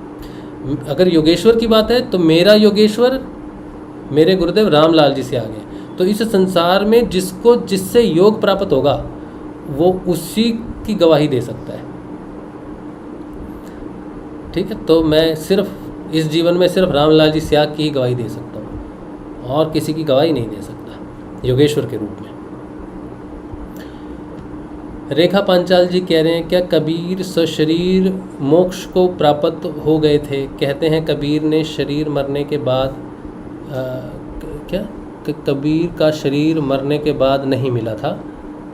अच्छा, ये तो मुझे नहीं मालूम, लेकिन जब वो कहते हैं कि सुरति समानी शब्द में, है ना, तो इसका मतलब है कि उनकी चेतना जो है वो लय होगी। और ऐसा कई कई जगह पर आते हैं जहाँ पर शरीर लय हो जाता है, शरीर स्वयं प्रकाशित हो जाता है और लय हो जाता है, वो मिलता नहीं है किसी को कि वो शरीर। ऐसा अगर कबीर जी के साथ भी हुआ है तो ये कोई पहली घटना नहीं है कबीर जी के साथ, ठीक है। तो बहुत सारे ऐसे संत हुए हैं जो शरीर के साथ ही लय हो गए, शरीर ही पूरा उनका लय हो गया, दिव्य हो गया। तो अगर कबीर जी का भी साथ ऐसा हुआ होगा तो इसमें मुझे कोई डाउट नहीं है। कबीर जी जैसे महान आत्मा जो है वो अगर सशरीर लय हो जाते हैं तो इसमें कोई डाउट की बात नहीं है। मेरा उनके प्रति बड़ा रिगार्ड है, बड़ा सम्मान है, और इसमें अगर हो गए तो कोई बड़ी बात नहीं है। विनोद कुमार कह रहे हैं बिल्कुल राशि भाई, गुरु ही शिष्यों को ढूंढते हैं, बिल्कुल सही बात है। अच्छा, संगीता शर्मा जी कह रहे हैं गुरुदेव जी सत्य और शिव हैं, मेरे लिए यह मैं सुनकर नहीं बोल रही हूँ, खुद के अनुभव से बोल रही हूँ गुरु भाई। बहुत है, बिल्कुल सही बात है, ये सत्य ही शिव है। और जब तक आप ये नहीं जानते तब तक गवाही भी नहीं दे सकते हम लोग। हमारी गवाही तभी मानी जाएगी जब हमारा परिवर्तन सत्य में और शिव में होगा। तो आपने अगर ये अनुभव किया है तो बहुत अच्छी बात है। संजीव शर्मा कह रहे हैं सुरती और नृत्य के विषय में थोड़ी और व्याख्या करें। मैंने इस विषय पे ज़्यादा नहीं सोचा संजीव भाई, अभी 1.5 घंटा पहले शाम को थोड़ा सोचा कि मैं आज किस पर सत्संग करूँगा, तो मुझे कबीर जी की एक लाइन अचानक याद आ गई कि सुरती समानी। और आज एक गुरु भाई से बात हो रही थी सुबह, तो वो पूछ रहे थे सतलोक में जाएंगे हम, हमारी क्या गति होगी अगर हम गुरुदेव जी को, रामलाल जी स्याग का ध्यान करेंगे, नाम जगह, तो हम क्या सतलोक तक जाएंगे, कहाँ जाएंगे। तो मैंने कहा सतलोक का तो मुझे मालूम नहीं है, लेकिन पूर्ण योग आपको प्राप्त होगा, पूर्णता प्राप्त होगी, जन्म और मृत्यु नहीं होती जहाँ से। तो मैं लोगों की तो बात नहीं जानता, लेकिन इसमें आपको पूर्ण योग की प्राप्ति होगी, ये पूर्ण योग है। तब उनसे बात हो रही थी, तो सुरती समानी शब्द में इसका अर्थ ये है कि शब्द रूप में आप लय हो जाओगे, पूर्ण ब्रह्म में लय हो जाओगे। और लोक अंतर की बात नहीं है, वो तो शब्द की बात आ रही है। शब्द तो सारे लोकों में है और लोकों से अतीत भी है, क्योंकि सारे लोकों की रचना ही शब्द से हुई है। तो जब आप शब्द में ही समा गए तो लोकों से परे चले गए, तो लोक तो नीचे रह गए। तो यात्रा किसी लोक तक हो सकती है, वहाँ से वापस आया जा सकता है। सतलोक तक यात्रा करते हैं ना, कबीर जी ने कराई सतलोक तक की यात्रा, फिर वापस आए। लेकिन ये ऐसी यात्रा है, शब्द तक की यात्रा ऐसी है जहाँ से वापस आना नहीं होगा। तो ये बात उनसे हो रही थी सुबह, और शाम को मुझे ये बात याद आ गई। तो मैंने देखा सुरती पर आज करेंगे सत्संग, लेकिन सुरती के साथ फिर एक शब्द और आ गया, नृत्य। तो उस पर थोड़ा सा मैंने देखा, तो एक गोरखनाथ जी का संदर्भ आता है एक जगह पर। गोरखनाथ जी सुरती को साधना बोलते हैं, साधन पथ। सुरती जो है हमारी साधन पथ है। जैसे कि मैंने कहा सुरती बदलती रहती है, तो साधना बदलती रहती है, आगे आगे बढ़ती रहती है। और नृत्य जो है वो साधना का अंत है। तो गोरखनाथ जी के शब्दों में जब ये बात आई, तब मुझे समझ में आई कि नृत्य पूर्णता में है। तो वही चीज़ हमने ध्यान के माध्यम से, सुरती में तो हम हैं, नृत्य की तरफ हम जा रहे हैं। तो मुझे, मेरी जानकारी अभी सुरती नृत्य की इतनी है, और ये बहुत कोई बड़ा लंबा चौड़ा विषय नहीं है संजीव भाई। इसको और व्याख्या क्या कर सकते हैं? सुरती एक रास्ता है, यात्रा है, साधन है, और नृत्य उसका लक्ष्य है। उसमें लय हो जाना, अद्वैत जिसे कहते हैं, वो उसका लक्ष्य है। इससे ज़्यादा व्याख्या क्या हो सकती, हो भी सकती होगी, क्योंकि कबीरदास ने बहुत जगह लिखा होगा, संतों ने बहुत विश्लेषण किया होगा, लेकिन हमारी जानकारी तो अभी इतनी सीमित है। अच्छा, संगीता शर्मा जी कह रहे हैं जब तक भाई हमारा चित्त पवित्र नहीं होगा तब तक गुरुदेव कुछ नहीं कर पाएंगे। इसमें गुरुदेव जी का दोष कहाँ से आया? इसके जिम्मेदार हम स्वयं होते हैं। गुरुदेव जी तो बैठे ही हैं हमें जागृत करने के लिए। मैंने आकाश को अपने चारों तरफ देखा है, गुरुदेव भगवान की कृपा से सदृश। संगीता जी, आपका जो अनुभव है ये दृश्य के रूप में है, मतलब एक द्वैत के रूप में है कि आप किसी चीज़ को देख रहे हो। इसलिए आपने जो देखा है वो स्थूल रूप हो सकता है। हम देखते हैं ना, जब किसी देवी देवता को भी देखते हैं, जैसे मैंने भगवान श्री गणेश के आज से 5 साल पहले गणेश जी के दर्शन किए थे। तो मैंने जिसको देखा वो एक स्वरूप है, गणेश जी का एक स्वरूप का मैंने दर्शन किया है। तो वो स्वरूप तक तो है, ठीक है, लेकिन मैं उसे अंतिम नहीं मान सकता। वो यात्रा पथ तक तो वो दृश्य रह सकता है, लेकिन एक समय आएगा जब वो गणेश जी का वो दर्शन पीछे रह जाएगा, उससे भी आगे जाना पड़ेगा। तो अब वो कहाँ तक, मेरे ख्याल से तो वो शुद्ध चित्त जहाँ से प्रकृति और पुरुष प्रकट होते हैं, मिलते हैं, पहले चित्त का निर्माण होता है शुद्ध चित्त का, वहाँ से यात्रा जो है शुरू होती है। और गणेश जी नीचे से लेकर ऊपर तक वही यात्रा करवाते हैं, लेकिन उससे परे पुरुष और प्रकृति का अलग होना और लय होना भी ज़रूरी है। तो वो दृश्य जो भी दिखेगा, चाहे भगवान दिखें, कोई भी दिखे, वो एक लेवल तक जाएगा, एक रास्ते तक जाएगा, लेकिन दृश्य को लय होना पड़ेगा, वहाँ नहीं रुक सकते हम लोग, वो अंतिम नहीं हो सकता। और दूसरी बात ये है कि इसमें थोड़ी सी लिखने में आपकी थोड़ी सी त्रुटि है। आपने ये कहा है कि जब तक हमारा चित्त पवित्र नहीं होगा तब तक गुरुदेव कुछ नहीं करेंगे। तो चित्त जो है ना वो त्रिगुणात्मक है, यानी कि सतोगुण, रजोगुण और तमोगुण से भरा हुआ है। हम अपने तमोगुण को रजोगुण में नहीं बदल सकते, ना ही हम अपने रजोगुण को सतोगुण में बदल सकते हैं। हम कुछ नहीं कर सकते, चित्त को हम टच नहीं कर सकते। चित्त का रूपांतरण क्रिया योग से नहीं होता है, नाम जप से या फिर किसी भी साधन से चित्त का परिवर्तन नहीं होता। चित्त शुद्ध होता है योग से। जो शब्द है वो शब्द जिसका है, जिसमें उसकी जो भगवान की जो चेतना है उस शब्द में जो वास करती है, जब वो शब्द खुल जाता है, जब भगवान के साथ हमारी आत्मा का योग होता है, जब तक योग नहीं होता तब तक त्रिगुणात्मक प्रकृति चित्त का रूपांतरण नहीं होता है। मनुष्य खुद नहीं कर सकता रूपांतरण, चाहे वो कितना भी शक्तिशाली हो, कितना भी जय हो, कितना भी मतलब कुछ भी हो, लेकिन चित्त का रूपांतरण वो नहीं कर सकता। चित्त के रूपांतरण के लिए हरि का योग होना अति अनिवार्य है। तो बिना योग के चित्त नहीं धुलता। और हम जब योग में प्रवेश भी कर जाते हैं, जब हमारा आत्म जागृति के बाद ध्यान लगने भी लग जाता है, तब भी चित्त मैला ही होता है। मैले चित्त में ही ध्यान लगता है। उस योग का अर्थ ही है उस मैले चित्त को अमैला करना, जिसे हम बोलते हैं व्यक्तिगत चित्त। ठीक है, एक है व्यक्तिगत चित्त और एक है समष्टि चित्त। समष्टि चित्त, समष्टि चित्त शुद्ध चित्त, और वैयष्टि चित्त व्यक्तिगत चित्त, जिसमें त्रिगुणात्मक कर्मों का मैल है। तो व्यष्टि चित्त का योग होता है। तो व्यष्टि चित्त का रूपांतरण योग से होता है समष्टि चित्त में, शुद्ध चित्त में। और शुद्ध चित्त जब हो जाता है फिर प्रकृति का रहस्य मालूम होता है। व्यष्टि चित्त में प्रकृति का रहस्य मालूम नहीं हो सकता, क्योंकि हम उसके अधीन हैं। लेकिन जब हम उसके बाहर चले जाएंगे व्यष्टि चित्त में, तब जो समाधि लगेगी, तब वो सबीज समाधि में वो सारे बीज दिखेंगे। तब वो बीज जब दिखेंगे तब निर्बीज होंगे उसको नष्ट करके। जब तक हम अभी ध्यान में ही हैं, व्यष्टि चित्त में ही ध्यान, आत्म जागृति के बाद की बात, लंबा समय चलता है। अभी चलिए, मेरा तो चल ही रहा है 5 साल से, मेरा जो ध्यान चल रहा है वो व्यष्टि चित्त में ही है। हमने अभी प्रकृति का रहस्य नहीं जाना। थोड़ा बहुत जो पता चलता है गुरु कृपा से, वो तो गुरु की कृपा है, हमने नहीं जाना कुछ भी। जब हमारा व्यष्टि योग समष्टि योग में परिवर्तित हो जाएगा, उसके बाद हमको अधिकार प्राप्त होगा कि हम प्रकृति के रहस्य जान सकें। कौन सी औषधि है, शरीर में कौन सा अंग है, किधर है, क्या है, कैसे है, भूत भविष्य क्या है, वो तो समष्टि योग में जाके प्राप्त होगा।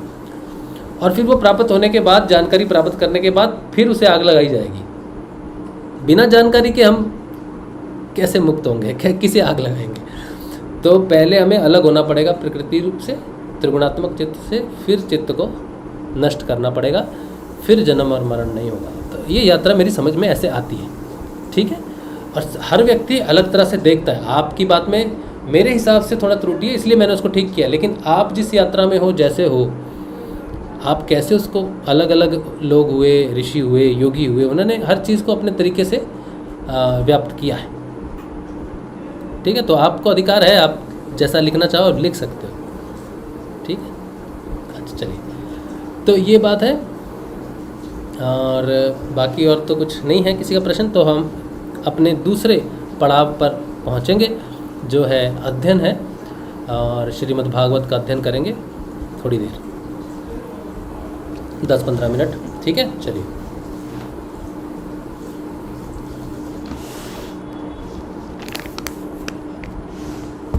आपको सत्संग अच्छा लगे, हमारी बात अच्छी लगे, हमारी जानकारी अच्छी लगे तो सत्संग में सहयोग करें। गुरुदेव जी के बारे में जो जानकारी आपको चाहिए, अगर आप सिद्ध योग में आना चाहते हैं, जो परिवर्तन हम में आया हमारी गुरु कृपा से आया, तो हमारे गुरुदेव जी के योग में अगर आना चाहते हैं तो आप मुझे व्हाट्सअप कर सकते हैं। हम आपको सारी जानकारी जो है वो निःशुल्क भेज देंगे। कहीं आना जाना नहीं है, किसी का कोई त्याग नहीं है, खाना छोड़ना, ये छोड़ना, जगह छोड़ना, वहाँ जाना, यहाँ जाना, कुछ भी नहीं है। घर में बैठिए, गुरुदेव जी के द्वारा जो नाम प्राप्त होगा आपको वो हम वीडियो भेज देंगे, उस नाम को आपको जपना है, 2 समय गुरु जी का ध्यान करना है, बाकी कुछ भी नहीं है।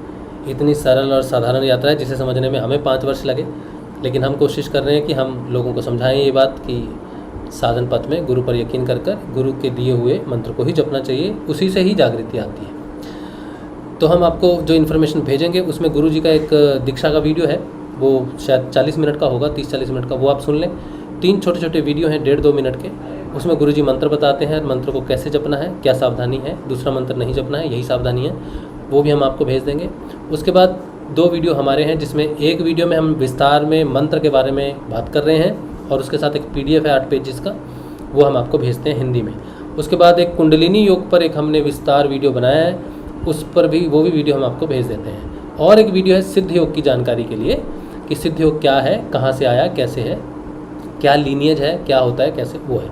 ये कुछ वीडियोस हैं, ये हम आपको निःशुल्क भेजते हैं। और ध्यान कैसे करना है गुरुदेव का, मैंने जब ध्यान किया कैसे किया, मेरा पहली बार ध्यान लगा तो कैसे लगा, उसकी थोड़ी सी विस्तृत जानकारी हिंदी में लिख के मैं देता हूँ। आप हिंदी को गूगल से ट्रांसलेट करके अपनी भाषा में उसे कर सकते हैं। तो ये कुछ इन्फॉर्मेशन है, बिल्कुल निःशुल्क है सिद्ध योग, कोई कुछ भी लेना देना नहीं, कहीं आना जाना नहीं है। और गुरु, कुछ लोग कहते हैं गुरु शरीर में होना चाहिए, तो अगर ऐसे लोगों को लगता है कि गुरु शरीर में हो, तो अगर वो 3 दिन बाद मर गया फिर आपको फिर नया गुरु ढूंढना पड़ेगा, फिर वो 3 दिन बाद मर गया तो फिर ढूंढना पड़ेगा। तो गुरु कभी भी आप पा नहीं सकते। तो शरीर रूपी गुरु हो ज़रूरी नहीं है, गुरु वो होता है जिसके अंदर सत्य होता है, और गुरु कभी नहीं मरता, क्योंकि सत्य कभी नहीं मरता। ठीक है, तो गुरु शरीर नहीं है, गुरु एक तत्व है जो हमें शब्द के रूप में प्राप्त होता है। अगर कबीर जी के पास जो शब्द था जिसे उन्होंने कभी नहीं बताया, अगर वो शब्द किसी को मिल जाए तो कबीर जी प्रकट हो जाएंगे उसके अंदर। लेकिन अगर वो शब्द ही नहीं मिला तुमको तो फिर तुम कैसे पाओगे उसको। तो गुरु अपने आप को शब्द में लपेट के देता है, जो मंत्र गुरु देता है, जो दीक्षा गुरु देता है, उसमें गुरु वास करता है। इसीलिए उसे चेतन मंत्र कहा जाता है, क्योंकि उस मंत्र की चेतना गुरु होता है। तो जिस शब्द को चेतन करे वो आकाश। तो गुरु अगर किसी शब्द को चेतन करता है तो वो स्वयं आकाश है।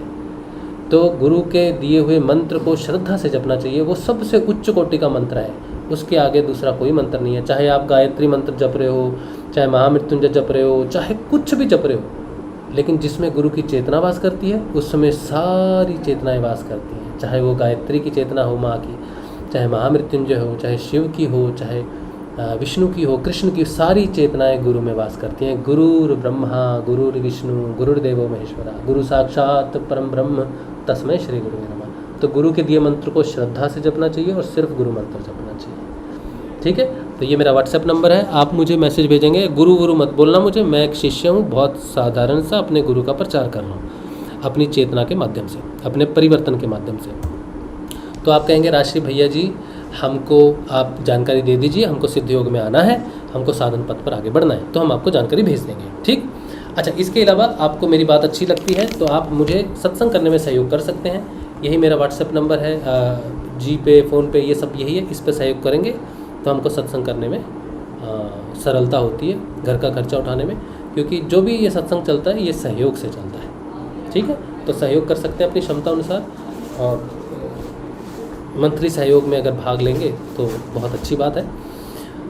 और कुछ ही दिनों में हम एक ऐसा क्वेश्चनर बना रहे हैं, उसमें साधकों को उनकी चेतना को जानने के लिए मदद मिलेगी। उसमें हम कोशिश करेंगे कि हम 25 से 30 क्वेश्चन करें, शुरू कर दिया मैंने उस पर काम आज। 25 से 30 क्वेश्चन है और वो आपकी चेतना के स्तर को आपके सामने रखेंगे।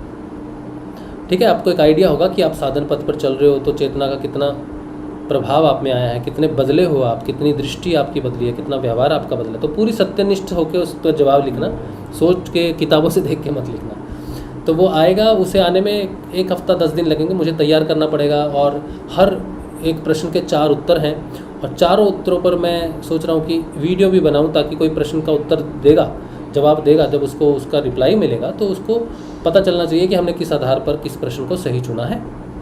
तो उसके लिए मुझे वीडियोस भी बनाने पड़ेंगे 30, तो उसमें कितना समय लगेगा मुझे मालूम नहीं है, लेकिन मैं तैयार कर रहा हूँ उसको। और उसको तैयार करने में थोड़ी मेहनत भी है, खर्चा भी है। तो वो टेस्ट होगा एक तरह का जो ऑनलाइन रहेगा, लेकिन वो पेड होगा, थोड़ा कुछ साधारण कुछ पेमेंट करके आप उसको अटेम्प्ट कर पाओगे।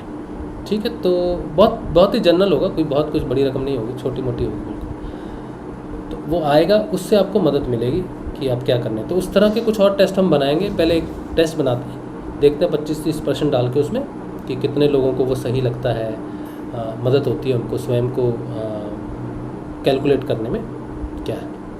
ठीक है, तो उस पर हम काम कर रहे हैं। उम्मीद है कि काम हो, पूरा हो तो हम आपके साथ शेयर करेंगे। कितना समय लगेगा पता नहीं, लेकिन जल्दी आएगा। तो आप चैनल से जुड़ें, सब्सक्राइब करके रखें चैनल को और शेयर ज़रूर करें। चलिए, तो हम पढ़ रहे हैं शुक सुधा सागर श्री मद्भागवत गीता, और इसमें हम द्वितीय स्कंध पढ़ रहे हैं। और कल हमने पढ़ा था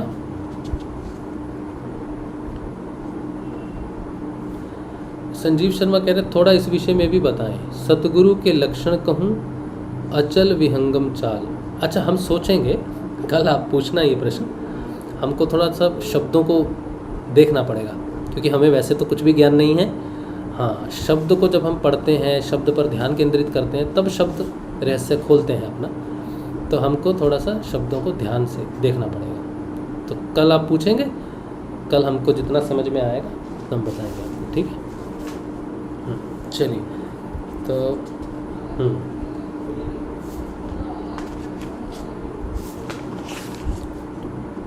कल कितना पढ़ लिया था? चौथा अध्याय हमने कल पढ़ लिया था।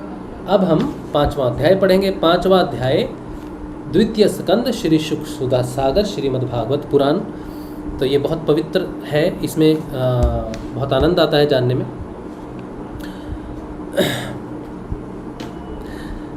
5वां अध्याय शुरू करते हैं। जय श्री गुरुदेव। प्रश्न हम बाद में लेंगे। संजीव, नारद जी ने पूछा, पिताजी, ब्रह्मा से पूछा नारद जी ने, कहते पिताजी आप केवल मेरे ही नहीं सबके पिता, समस्त देवताओं श्रेष्ठ एवं सृष्टि करता है।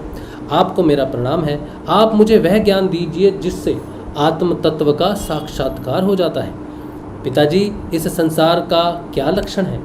इसका आधार क्या है? इसका निर्माण किसने किया है? इसका प्रलय किसमें होता है? यह किसके अधीन है और वास्तव में यह है क्या वस्तु? आप इसका तत्व बतलाइए। आप तो सब कुछ जानते हैं, क्योंकि जो कुछ हुआ है, हो रहा है या होगा, उसके स्वामी आप ही हैं। यह सारा संसार हथेली पर रखे हुए आंवले के समान आपकी ज्ञान दृष्टि के अंतर्गत ही है। पिताजी, आपको यह ज्ञान कहाँ से मिला? आप किसके आधार पर ठहरे हुए हैं? आपका स्वामी कौन है और आपका स्वरूप क्या है? आप अकेले ही अपनी माया से पंचभूतों के द्वारा प्राणियों की सृष्टि कर लेते हैं। कितना अद्भुत है। जैसे मकड़ी अनायास ही अपने मुंह से जाला निकाल कर उसमें खेलने लगती है, वैसे ही आप अपनी शक्ति के आश्रय होकर जीवों को अपने में से ही उत्पन्न करते हैं, और फिर भी आप में कोई विकार नहीं आता। जगत में नाम, रूप और गुणों से जो कुछ जाना जाता है, उसमें ऐसी कोई सत्य, असत्य, उत्तम, मध्यम या अधम वस्तु नहीं देखता। क्या बोलते हैं? जगत में नाम, रूप और गुणों से जो कुछ जाना जाता है, उसमें ऐसी कोई वस्तु सत्य, असत्य, उत्तम, मध्यम या अधम वस्तु नहीं देखता जो आपके सिवा और किसी से उत्पन्न हुई हो। इस प्रकार सबके ईश्वर होकर भी आपने एकाग्र चित्त से घोर तपस्या की है। इस बात से मुझे मोह के साथ साथ बहुत बड़ी शंका भी हो रही है कि आपसे बड़ा भी कोई है क्या? पिताजी, आप सर्वज्ञ और सर्वेश्वर हैं। जो कुछ मैं पूछ रहा हूँ वह सब आप कृपा करके मुझे इस प्रकार समझाइए कि जिससे मैं आपके उपदेश को ठीक ठीक समझ सकूँ। ब्रह्मा जी ने कहा, बेटा नारद, तुमने जीवों के प्रति करुणा के भाव से भरकर यह बहुत ही सुंदर प्रश्न किया है। इससे भगवान के गुणों का वर्णन करने की प्रेरणा मुझे प्राप्त होती है। तुमने मेरे विषय में जो कुछ कहा है, तुम्हारा यह कथन भी असत्य नहीं है, क्योंकि जब तक मुझसे परे का तत्व जो स्वयं भगवान ही है जान नहीं लिया जाता, तब तक मेरा ऐसा ही प्रभाव प्रतीत होता है। जैसे सूर्य, अग्नि, चंद्रमा, ग्रह, नक्षत्र और तारे उन्हीं के प्रकाश से प्रकाशित होकर जगत में प्रकाश फैलाते हैं, वैसे ही मैं भी उन्हीं स्वयं प्रकाश भगवान के चिन्मय प्रकाश से प्रकाशित होकर संसार को प्रकाशित कर रहा हूँ। उन भगवान वासुदेव की मैं वंदना करता हूँ और ध्यान भी, जिनकी दुर्जय माया से मोहित होकर लोग मुझे जगत गुरु कहते हैं। यह माया तो उनकी आंखों के सामने ठहरती ही नहीं, झेप कर दूर से ही भाग जाती है, परंतु संसार के अज्ञानी जन उसी से मोहित होकर यह मैं हूँ, यह मेरा है, इस प्रकार बकते रहते हैं। भगवत स्वरूप नारद, द्रव्य, कर्म, काल, स्वभाव और जीव वास्तव में भगवान से भिन्न दूसरी कोई भी वस्तु नहीं है। वेद नारायण के परायण हैं, देवता भी नारायण के ही अंगों में कल्पित हुए हैं, समस्त यज्ञ भी नारायण की प्रसन्नता के लिए ही हैं, और उनसे जिन लोकों की प्राप्ति होती है वे भी नारायण में ही कल्पित हैं। सब प्रकार के योग भी नारायण की प्राप्ति के ही हेतु हैं। सारी तपस्याएं नारायण की ओर ही जाने वाली हैं। ज्ञान के द्वारा भी नारायण ही जाने जाते हैं। समस्त साध्य और साधनों का पर्यवसान भगवान नारायण ही हैं। वे दृष्टा होने पर भी ईश्वर हैं, स्वामी हैं, निर्विकार होने पर भी सर्व स्वरूप हैं। उन्होंने ही मुझे बनाया है और उनकी दृष्टि से ही प्रेरित होकर मैं उनके इच्छा अनुसार सृष्टि रचना करता हूँ। भगवान माया के गुणों से रहित एवं अनंत हैं। सृष्टि, स्थिति और प्रलय के लिए रजोगुण, सतवगुण और तमोगुण, ये तीन गुण माया के द्वारा उनमें स्वीकार किए गए हैं। ये ही तीनों गुण द्रव्य, ज्ञान और क्रिया का आश्रय लेकर मायातीत नित्य मुक्त पुरुष को ही माया में स्थित होने पर कार्य, कारण और कर्तापन के अभिमान से बांध लेते हैं।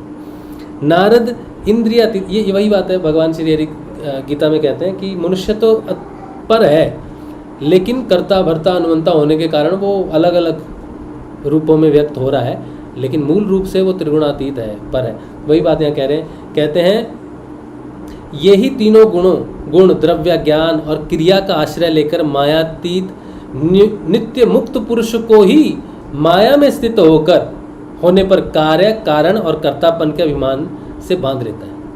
वही बात लिखी है ना कि मूल रूप से तो वो मायातीत है, लेकिन माया में स्थित होने पर, वो जब माया में प्रवेश करता है तो माया के प्रभाव से स्वयं को जो है वो अभिमान से बांध लेता है। फिर कहते हैं नारद, फिर क्या कहते हैं, फिर कहते हैं नारद, इंद्रियातीत भगवान गुणों के इन तीनों आवरणों से अपने स्वरूप को भली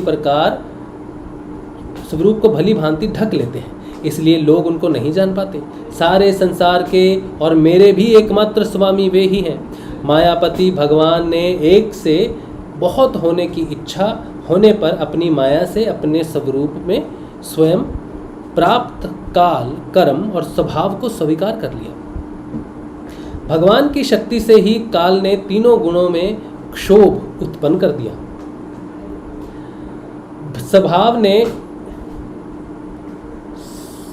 स्वभाव ने उन्हें रूपांतरित कर दिया और कर्म ने महतत्व को जन्म दिया। रजोगुण और तमोगुण की वृद्धि होने पर महतत्व का जो विकार हुआ, उससे ज्ञान, क्रिया और द्रव्य रूप तमः प्रधान विकार हुआ।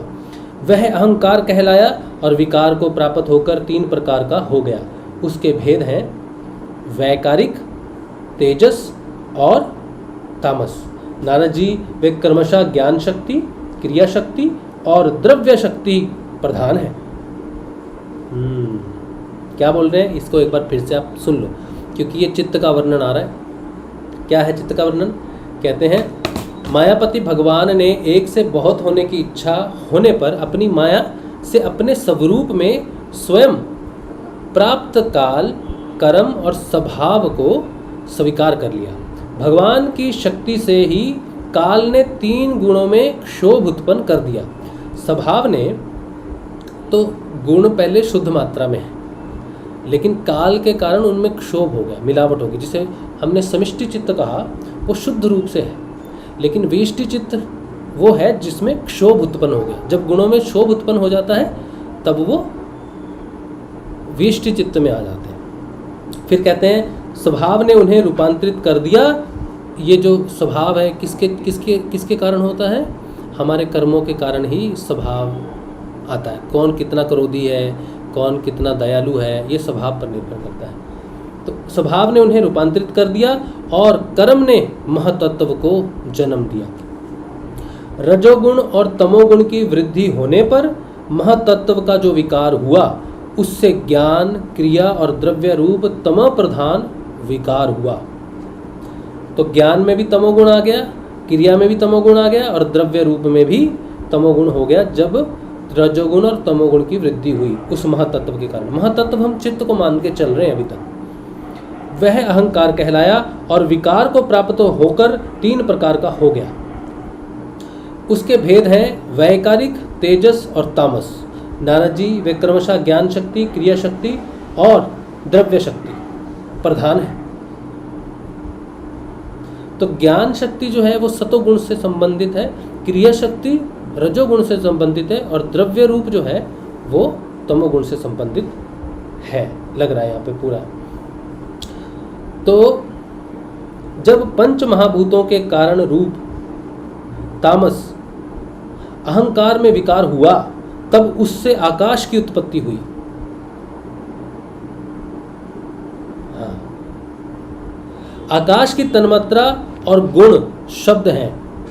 इस शब्द के द्वारा ही दृष्टा और दृश्य का बोध होता है।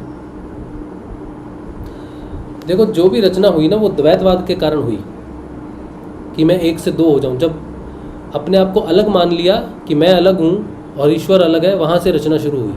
तो कहां से रचना शुरू हुई? उन पंच महाभूतों के कारण रूप तामस अहंकार में विकार हुआ तब उसमें आकाश की उत्पत्ति हुई। आकाश की तन्मात्रा और गुण शब्द है, इस शब्द के द्वारा ही दृष्टा और दृश्य का बोध होता है। अलग अलग हो गए, दृष्टा और दृश्य दोनों अलग हो गए। जब आकाश में विकार हुआ तब उससे वायु की उत्पत्ति हुई। उसका गुण स्पर्श है, उसके कारण का गुण आ जाने से यह शब्द वाला भी है। इंद्रियों में स्फूर्ति, शरीर में जीवन शक्ति, ओज और बल इसी के रूप है। काल, कर्म और स्वभाव से वायु में भी विकार हुआ, उससे तेज की उत्पत्ति हुई। इसका प्रधान गुण रूप है।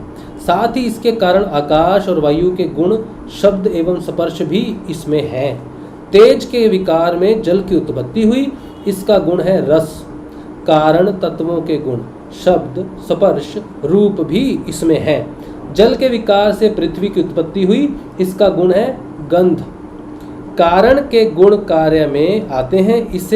इस न्याय से शब्द, स्पर्श, रूप और रस ये चारों गुण भी इसमें विद्यमान है, यानी कि धरती में। वैकारिक अहंकार से मन की और इंद्रियों के 10 अधिष्ठात्रा देवताओं की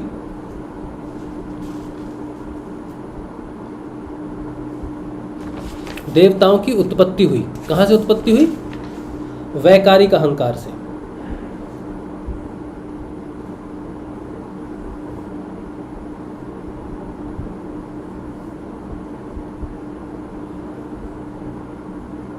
तो कौन से अहंकार से? मन और इंद्रियों की और 10 अधिष्ठात्रा देवताओं की उत्पत्ति हुई। फिर से पीछे जाके थोड़ा रिपीट करके बता रहा हूँ। जो ध्यान से सुन रहे हैं उनके लिए, जो खाली सुन ही रहे हैं वो अलग बात है, लेकिन जो ध्यान से सुन रहे हैं उनके लिए एक बार फिर से थोड़ा रिपीट करता हूँ पीछे जाके कि ये वैकारिक अहंकार से इंद्रियों की जो उत्पत्ति हो रही है, वैकारिक अहंकार कहाँ से आया? तो कहते हैं मायापति भगवान ने एक से बहुत होने की इच्छा से होने पर माया से अपने स्वरूप में स्वयं प्राप्त काल, कर्म और स्वभाव को स्वीकार कर लिया। 3 चीज़ों को। किसको?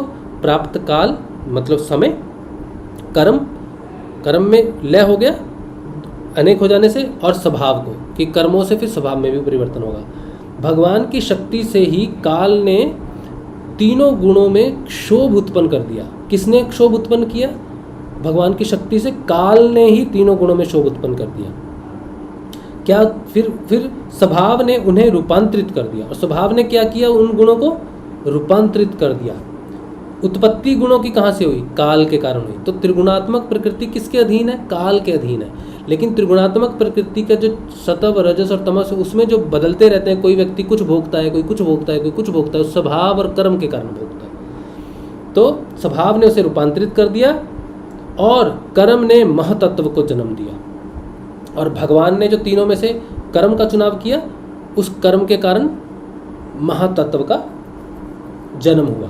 तो 3 जन्म हुए, किसके किसके, एक त्रिगुणात्मक 3 गुणों के, और उन 3 गुणों के रूपांतरण करने वाले स्वभाव के, और कर्म करने के लिए महातत्व के। तो हमारा जो कर्म संचित रहता है वो कहाँ रहता है, चित्त में रहता है, चित्त में रहता है। चित्त के माध्यम से वो कर्म मन में प्रवेश करते हैं, मन के माध्यम से वो हमारे बुद्धि, शरीर, प्राण के माध्यम से प्रकट होते हैं, और बाकी जो भोग विलास हैं, क्योंकि मन से ही सब कुछ जुड़ा हुआ है, तो मन को क्षय करते हैं ताकि ऊपर में वैकारिक चित्त को नष्ट कर सके। जो हमने बात की थी उसको यहाँ वैकारिक बोला है, हमने उसे व्यष्टि चित्त बोला है। समझ रहे हो आप। तो क्या हुआ, काल ने तीनों गुणों को शोभ उत्पन्न कर दिया, स्वभाव ने उन्हें रूपांतरित कर दिया, और कर्म ने महातत्व को जन्म दिया। रजोगुण और तमोगुण की वृद्धि होने पर, तो रजोगुण और तमोगुण की वृद्धि किस में होती है, काल में होती है, व्यवहार से, फिर वो व्यवहार बदल देगा। रजोगुण और तमोगुण की वृद्धि होने पर महातत्व का जो विकार हुआ, तो पहले तो शुद्ध रूप में है, लेकिन रजोगुण बढ़ गया या तमोगुण बढ़ गया, उससे महातत्व में विकार हो गया। शुद्ध चित्त में वैकारिक, शुद्ध चित्त क्या, समिष्टि चित्त क्या हो गया, वैष्टि चित्त हो गया, उसमें विकार आ गया। फिर क्या हुआ, उससे ज्ञान, क्रिया और द्रव्य रूप तमो प्रधान विकार हुआ। तो जब वैष्टि चित्त हो गया समिष्टि चित्त से, तो उसमें ज्ञान भी विकारी हो गया, मतलब ज्ञान भी दूषित हो गया, क्रिया भी दूषित हो गई, और द्रव्य रूप प्रधान तमो प्रधान विकार हुआ। फिर वह अहंकार कहलाया। तो अहंकार कहाँ से प्रकट हुआ, रजोगुण और तमोगुण की वृद्धि से जो विकार प्रकट हुआ चित्त में, उस विकृत चित्त से, उस वैष्टि चित्त से अहंकार की उत्पत्ति हुई। और विकार को प्राप्त होकर 3 प्रकार का होगा, और वहां से विकार को प्राप्त होकर वो अहंकार 3 प्रकार का हो गया। उसके भेद हैं वैकारिक अहंकार, तेजस अहंकार और तामस अहंकार। नारद जी वे क्रमशः ज्ञान शक्ति, क्रिया शक्ति और द्रव्य शक्ति प्रधान है। तो तमस गुण में भी, तमस का अहंकार अलग है, रजस का अहंकार अलग है, और सत्वगुण का भी अहंकार अलग है। 3 तरह के अहंकार हैं। जब पंचभूतों के कारण रूप तामस अहंकार में विकार हुआ, तब उससे आकाश की उत्पत्ति हुई। तो आकाश की उत्पत्ति कहाँ से हो रही है, जहाँ से पंच महाभूतों के कारण रूप तामस अहंकार में विकार हुआ। तो तामस अहंकार जो है, 3 तरह के अहंकार हैं, उनमें से एक अहंकार तामस है। उसके विकार के कारण पंचभूतों का निर्माण शुरू हुआ, तब उससे आकाश की उत्पत्ति हुई। यहां से सृष्टि रचना शुरू होगी, सब अलग अलग होना शुरू हो गया। कहते हैं ना द्वैतवाद अहंकार का कारण है। तो अहंकार से मैं अलग हूं, उससे रचना शुरू हो गई। अहंकार कितना सूक्ष्म है, कितना सूक्ष्म है। जहां से रचना प्रारंभ हुई, रचना का कारण ही अहंकार है। कहते हैं ना पंचभूतों का कारण है अहंकार। कौन सा अहंकार, तामस अहंकार। वो आगे रचना का कारण बन गया कि मुझे, अब घर में जब 5 बेटे होते हैं, एक बेटा कहता है ना मुझे तो अपना हिस्सा चाहिए, मुझे तो अपना हिस्सा चाहिए। तो घर वाले कहते हैं बेटा क्यों बकवास कर रहे हो, साथ मिलकर रहो। नहीं, मुझे तो अपना चाहिए, मैं उसे बेच के जुआ खेलूं, ये करूं वो करूं, कुछ भी करूं, बस मुझे मेरा हिस्सा दो। तो वो तामस अहंकार क्या करता है, वो क्रिएशन करता है, वो डिवाइड कर देता है। तो वही हुआ यहाँ भी। उससे आकाश की तन्मात्रा शब्द प्रकट हुआ, शब्द के द्वारा फिर आगे वो शब्द से आकाश की तन्मात्रा शब्द, शब्द के फिर नीचे उसमें जो विकार प्रकट हुआ तो वायु। तो वायु में 2 तन्मात्राएं रही, शब्द की भी स्पर्श की भी। तो वायु में जब विकार आया तो नीचे अग्नि प्रकट हुई, अग्नि में अब 3 तत्व हैं, शब्द भी है, स्पर्श भी है और रूप भी है। फिर अग्नि से जल, जल में ऊपर के तीनों तन्मात्राएं हैं, शब्द भी है, स्पर्श भी है, रूप भी है और अग्नि का रूप भी है, और फिर जल में रस भी है। हाँ, फिर उसमें भी जब विकार आ गया, तमस उसके भी नीचे उतर गया तमस, तो तमस ने फिर पृथ्वी तत्व का निर्माण हुआ। उस पृथ्वी में फिर 5 तत्व आए, शब्द, स्पर्श, रूप, रस और गंध। इन 5 तत्वों से फिर निर्माण हुआ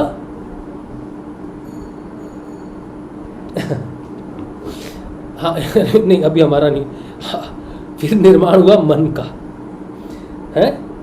तो गुण कार्य में आते हैं, इससे न्याय से शब्द, स्पर्श, रूप और रस, ये 4 गुणों में इसमें विद्यमान है। फिर वैकारिक अहंकार से मन की उत्पत्ति हुई, फिर हुई मन की उत्पत्ति, और फिर इंद्रियों के 10 अधिष्ठाता देवताओं की उत्पत्ति। समझ गए ना उत्पत्ति हमारे शरीर की कैसे हुई है। उनके नाम है दिशा, वायु, सूर्य, वरुण, अश्विनी कुमार, अग्नि, इंद्र, विष्णु, मित्र और प्रजापति। ये 10 कौन है? अधिष्ठात्र देवता हैं इंद्रियाओं के। ठीक है, मन और इंद्रियाओं के ये 10 अधिष्ठात्र देवता। फिर कहते हैं तेजस अहंकार के विकार से श्रोत। अब ये सब जो उत्पत्ति हुई ये किसके विकार से हुई? तामस के कारण हुई ये उत्पत्ति। अब कौन से अहंकार के कारण? और 3 तरह के अहंकार है ना, फिर से याद दिला दे रहा हूँ, मैं खुद भी भूल जाता हूँ, मैं आपको भी याद दिला दे रहा हूँ। 3 तरह के अहंकार हुए, कहाँ गया? वैकारिक, तेजस और तामस। तो तामस अहंकार के कारण पंचभूतों का निर्माण हुआ, उसके बाद तेजस, वैकारिक नहीं, वो तामस के कारण हुआ था। ठीक है, फिर तेजस के कारण क्या क्या निर्माण हुआ? तेजस अहंकार के कारण, तेजस अहंकार के विकार से श्रोत्र, त्वचा, नेत्र, जीवा, प्राण, ये 5 ज्ञानेंद्रियां एवं वाक, हस्त, पाद, गुदा और जननेन्द्रियां, ये 5 कर्मेंद्रियां उत्पन्न हुई। साथ ही ज्ञान शक्ति रूप बुद्धि और क्रिया शक्ति रूप प्राण भी तेजस अहंकार से उत्पन्न हुई। पहले सूक्ष्म रूपों की रचना हुई, अब उनको धारण कौन करेगा भाई? रूप, रस, गंध, स्पर्श को महसूस कौन करेगा? हाँ, स्पर्श के लिए तो स्किन होनी चाहिए ना। मन को धारण करने के लिए, उसकी उल्टी सीधी मांगे पूरी करने के लिए कोई होना तो चाहिए। तो फिर रचना हुई तेजस अहंकार से कान की, त्वचा की, नेत्र की, जीवा की, प्राण की और 5 ज्ञानेंद्रियां एवं वाक, हस्त, पाद, पैर, गुदा और जननेन्द्रियां, ये 5 कर्मेंद्रियों उत्पन्न हुई जो इन सबको धारण करेंगे। साथ ही ज्ञान शक्ति रूप बुद्धि प्रकट हुई और क्रिया शक्ति रूप प्राण भी तेजस अहंकार से उत्पन्न हुआ। बुद्धि से क्या करना है, कैसे करना है, और क्रिया शक्ति की काम करने के लिए ताकत तो होनी चाहिए, तो प्राण भी प्रकट हुआ। अब श्रेष्ठ ब्रह्मविद्त जिस समय ये पंचभूत इंद्रियां, मन और सत्व आदि तीनों गुण परंपरा संगठित नहीं थे, तब अपने रहने के लिए भोगों के साधन रूप शरीर की रचना नहीं कर सके। जब भगवान ने इन्हें अपनी शक्ति से प्रेरित किया, तब ये तत्व परस्पर एक दूसरे के साथ मिल गए और उन्होंने आपस में कार्य कारण भाव स्वीकार करके वयष्टि, समिष्टि, रूप, पिंड और ब्रह्मांड दोनों की रचना की। क्या बात है, क्या कह रहे? श्रेष्ठ ब्रह्मविद्त जिस समय ये पंचभूत इंद्रियां, मन और सत्व आदि तीनों गुण परस्पर संगठित नहीं थे, ये प्रकट तो हो गए, है ना, सूक्ष्म और ये मन, प्राण, ये सब प्रकट तो हो गए, स्किन, ये कान, लेकिन ये संगठित नहीं है, एक नहीं है अभी। तो इनको जोड़ना पड़ेगा ना, ठूसना पड़ेगा, गूंदना पड़ेगा ताकि ये सारे मिलके कुछ करें। तो फिर भगवान ने क्या किया? तब अपने रहने के लिए भोगों के साधन रूप शरीर की रचना की कर सके। तो ये तो सारे भोग हैं ये सारे भोग का कारण है, तो भोगेंगे कैसे? शरीर ही नहीं है, तब शरीर की रचना हुई। भगवान की शक्ति से प्रेरित इन्होंने रचना की। जब भगवान इन्हें अपनी शक्ति से प्रेरित किया तब ये तत्व परस्पर एक दूसरे के साथ मिल गए और इन्होंने आपस में कार्य कारण भाव स्वीकार किया। मेरा काम ये है, तू इसका कारण है, तू उसका कारण है, तेरे कारण से मैं ये काम करूँगा, ठीक है ठीक है, चलो हाँ चलो काम करते हैं शरीर में करके वैष्टि समिष्टि रूप पिंड और ब्रह्मांड दोनों की रचना की। जहाँ पिंड है सही ब्रह्मांड है। पिंड में सूक्ष्म रूप से क्रिएट किया और स्थूल रूप में जैसे ये शरीर क्रिएट हुआ वैसे ही सारा पिंड भी क्रिएट हुआ। यह ब्रह्मांड रूप अंडा 1,000 वर्ष तक निर्जीव रूप से जल में पड़ा रहा। फिर काल कर्म और स्वभाव को स्वीकार करने वाले भगवान ने उसे जीवित कर दिया। उस अंडे को फोड़कर उसमें से वही विराट पुरुष निकला जिसकी जंघा, चरण, भुजाएं, नेत्र, मुख और सिर सहस्रों की संख्या में है। विद्वान पुरुष उपासना के लिए उसी के अंगों में समस्त लोक और उनमें रहने वाली वस्तुओं की कल्पना करते हैं। वाहेगुरु जी। हाँ ये बात है। चलो तो सारे लोक लोकांतर उसके अंग हैं, ठीक है, उससे परे जाना है तुमको लोक लोकांतर से। उसकी कमर से नीचे के अंगों में 7 पाताल की और उसके पेड़ू से ऊपर के अंगों में 7 स्वर्गों की कल्पना की जाती है। ब्राह्मण इस विराट पुरुष का मुख है, भुजाएं क्षत्रिय हैं, जांघों से वैश्य और पैरों से शूद्र उत्पन्न हुए। पैरों से लेकर कटी पर्यंत 7 पाताल तथा भूलोक की कल्पना की गई है। नाभि में भूवर लोक की, हृदय में स्वर्ग लोक की और परमात्मा के वक्ष स्थल में महर लोक की कल्पना की गई है। देखो सारे लोग यहीं पड़े हैं। नाभि में भूवर लोक पड़ा है, हृदय में स्वर्ग लोक पड़ा है और परमात्मा के वक्ष स्थल में महर लोक की कल्पना की गई है। उसके गले में जनलोक, दोनों स्तनों में तपलोक और मस्तक में ब्रह्मा का नित्य निवास स्थान सत्यलोक है। लो है सत्यलोक ब्रह्मा का निवास स्थान है कि ब्रह्मा तो खुद क्या हो जाते हैं। उस विराट पुरुष की कमर में अतल, जांघों में वितल, घुटनों में पवित्र सुतल लोक और जंघाओं में तलातल की कल्पना की गई है। एड़ी के ऊपर की गांठों में महातल, पंजे और एड़ियों में रसातल और तलुओं में पाताल समझना चाहिए। इस प्रकार विराट पुरुष सर्वलोकमय है। विराट भगवान के अंगों में इस प्रकार भी लोकों की कल्पना की जाती है कि उनके चरणों में पृथ्वी है, नाभि में भूरलोक है और सिर में स्वर्गलोक है। तो ये व्याप्त रूप में लोकों की कल्पना है। लेकिन ये विराट पुरुष कहाँ से प्रकट हुए? उसी अंडे से प्रकट हुए जिसमें सारे तत्वों का निर्माण करने के बाद उसे कितने वर्षों तक, 1000 वर्षों तक शायद ना, कहाँ, हाँ सहस्रों की संख्या में करने वाले भगवान जीवित करे। इस अंडे को फोड़कर उसमें विराट स्वरूप निकला। हाँ वह ब्रह्मांड रूप अंडा 1,000 वर्ष तक, 1000 वर्ष तक एक अंडा वो कहाँ पड़ा रहा? निर्जीव रूप से जल में पड़ा रहा। वो भगवान उसी में निकल के जल में ऐसे सो रहे हैं ना, वो वही विराट पुरुष के रूप में नारायण को देखते हैं। उसी नारायण की उन्होंने कहा कि इसी नारायण से मैं प्रकट होता हूँ, नाभि से प्रकट होता हूँ, ये स्वर्ग लोक है, ये लोक है, वो लोक है। लेकिन दिखा रहे हैं कि उस नारायण की उत्पत्ति एक अंडे में से हुई है और उनकी उत्पत्ति इसलिए हुई है कि वो सबको धारण कर सके अपने शरीर में। जो तत्व प्रकट हुए अहंकार से उनको अपने शरीर में एक समान जगह दे सकें, तब भगवान ने अपने शरीर को धारण किया है और सारे लोग उनके शरीर में। ठीक समझ में आई बात? तो ये सब उसी में है, लेकिन भगवान व्याप्त रूप में ये सारी चीज़ें हैं। तो आपको अव्याप्त में जाना है, विकार मुक्त होते होते जाना है आपको। तो ये शरीर भगवान ने अपने जैसा ही बनाया है। कहते हैं ना, भगवान ने मनुष्य के शरीर को अपने जैसा बनाया है ताकि वो सारी चीज़ें जो भगवान ने अपने शरीर में धारण की, चित्त को, मन को, स्पर्श को, इंद्रियाओं को, सब जो अपने शरीर में धारण किया, वही अपने जैसा हमें बना दिया और हमारे अंदर वो सारी चीज़ें आ गई। तो हम इस पिंड को नष्ट होने से ये फिर से बन जाएगा। लेकिन इस पिंड से निकलने का एक रास्ता है जो ब्रह्मरंध्र जिसे कहा जाता है। उस ब्रह्मरंध्र से निकलकर हम उस अंडाकार ब्रह्मांड से बाहर जा सकते हैं और वो सारे जो अहंकार से जो प्रकट हुआ उस सब से मुक्त होकर उस अक्षर ब्रह्म में जाके जा सकते हैं। बहुत अच्छा लगा आज पढ़कर मुझे। अभी भी हमारी जानकारी बहुत अधूरी है, ये बहुत संक्षेप में लिखा हुआ है, ठीक है। लेकिन उसके कल्पना मात्र से हुआ। वो सूक्ष्म रूप में उसने कल्पना की कि मैं एक से कई हो जाऊँ। उस समय तो शब्द रूप में उसने बोला नहीं, उसने तो कल्पना की है। कल्पना में तो कल्पना है, शब्द नहीं है उसका, कल्पना मात्र से सब कुछ रचना हो गई है। तो हमें वापिस अगर जाना है तो शब्द स्वरूप में होते होते उसको शब्द को भी लय करके उसमें लय होना पड़ेगा।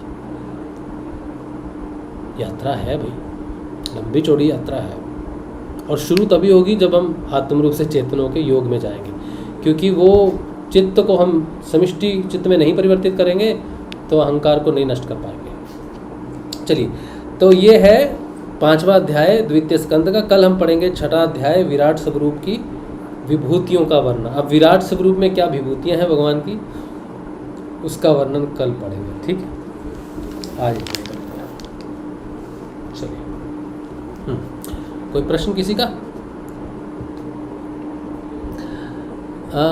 संजीव शर्मा कह रहे यह विहंगम चाल क्या है। मैंने कहा ना, मुझे थोड़ा ध्यान करना पड़ेगा शब्द के ऊपर में। एकदम से अभी ध्यान करूँगा, समय चला जाएगा 15-20 मिनट। कल बताऊँगा, कल आप ये प्रश्न पूछना, कल हम बात करेंगे इस पर। ठीक है, विहंगम को समझना पड़ेगा शब्द को, चाल तो हमें पता ही है। ठीक है, विहंगम शब्द को जानना ज़रूरी है, तब उससे हम समझ पाएंगे कि किस चाल की बात हो रही है। कुछ कोई रहस्य ऐसे नहीं है, शब्द में तो छुपा हुआ है ना, लेकिन शब्द का रहस्य तब प्रकट होता है जब शक्ति अंदर हो, शक्ति से शब्द का रहस्य प्रकट होता है। तो थोड़ा ध्यान करना पड़ता है, तब जाके होगा। कल बताएंगे, ठीक है।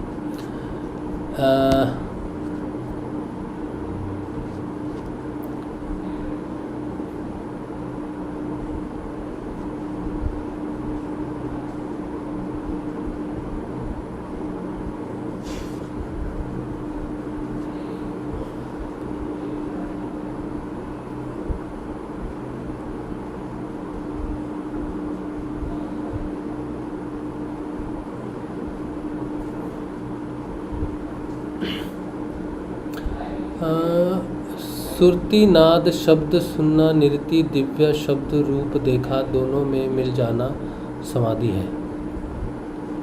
सुरती नाद शब्द सुनना, निरति दिव्य शब्द रूप देखना, दोनों में मिल जाना समाधि है। निरति को बहुत जगह देखने की बोली गई है, देखने का प्रायवाची बोला गया निरति को। लेकिन आप किसे देखते हो? जब तक आप किसी को देख रहे हो तब तक तो द्वैतवाद बना हुआ है ना। जहाँ दृश्य नहीं है, जहाँ मैं स्वयं हूँ, एक ही हूँ, जहाँ हम देख रहे हैं वहाँ दृश्य भी है, दृष्टि भी है, वहाँ निरति नहीं, निरति उससे परे है मेरे हिसाब से। बाकी आप जैसा सोच रहे हो, कोई कारण होगा उसका। कैलाश शिंदे कह रहे हैं विहंगम मार्ग यानी तत्काल आत्मा लक्ष्य को पाना। विहंगम मार्ग यानी तत्काल आत्म लक्ष्य को पाना, और पिपली का मार्ग यानी चींटी की गति से जन्म जन्मांतर लगते हैं। आत्मा को प्राप्त करने में तो इन दोनों में से शक्तिपात मार्ग विहंगम है या पिपली का। मुझे नहीं मालूम, ये चींटी का मार्ग बोल रहे हो ना आप। मुझे थोड़ा सा कल सोचने का थोड़ा समय दीजिए। हमको शब्द से ज्ञान प्रकट नहीं होता है। मैंने आज तक जितने भी सत्संग किए हैं वो शब्द को पढ़कर, शब्द से ज्ञान प्राप्त कर नहीं किए हैं। मैंने जितने भी सत्संग किए हैं वो ज्ञान के प्रकट होने के बाद शब्दों को समझ कर किए हैं बाद में। आप मेरे सामने डायरेक्ट शब्द रख रहे हैं। मेरी गति शब्द से अर्थ और ज्ञान तक की नहीं है। मेरी यात्रा मेरे ऐसे कुछ भी नहीं, मैं निकम्मा नालायक हूँ ऐसे। ठीक है, तो वैसे हम बेकार व्यक्ति हैं। हमारी सार्थकता कहाँ है? जहाँ अंदर से ज्ञान प्रकट हो, फिर उसका अर्थ, और फिर हम उसको शब्दों में ढाल सकें। ये हमारा रास्ता है। तो ये जो आप ऐसे प्रश्न पूछ लेते हो, मेरी समझ से बाहर हो जाते हैं। लेकिन फिर भी हम प्रयास करेंगे समझने का। ठीक है, प्रयास करना पड़ेगा, इस पर जोर देना है। और मेरे वाले मार्ग में जोर देना नहीं पड़ता। अंदर जो प्रकट हो जाता है हम उसे बोल देते हैं। जैसे कबीर जी का अचानक प्रकट हुआ कि सुरती शब्द, वो अचानक प्रकट हो गया, तो उस पर उसी समय हमने ध्यान किया तो हमको ये सत्संग प्राप्त हो गया। अचानक ध्यान आ गया। लेकिन ये चीज़ आप मुझे बाहर से पूछ रहे हो, मुझे ध्यान, आप मुझे इस पर कॉन्सेंट्रेट करने के लिए बोल रहे हो। ये मेरा मार्ग है नहीं, लेकिन फिर भी हम कोशिश करेंगे, हम इतना कह सकते हैं। ठीक है। अच्छा, हाँ, कैलाश शिंदे कह रहे हैं अच्छा सूक्ष्म सत्संग है। हाँ जी, सत्संग आज बहुत अच्छा हुआ, उम्मीद है कि सबको अच्छा लगे। तो आज का सत्संग यही रखते हैं श्री गुरुदेव के श्री चरणों में। कल मिलेंगे हम लोग कल के ध्यान में मिलेंगे शाम को, और फिर सत्संग मिलेंगे। जय श्री गुरुदेव, जय श्री दादा।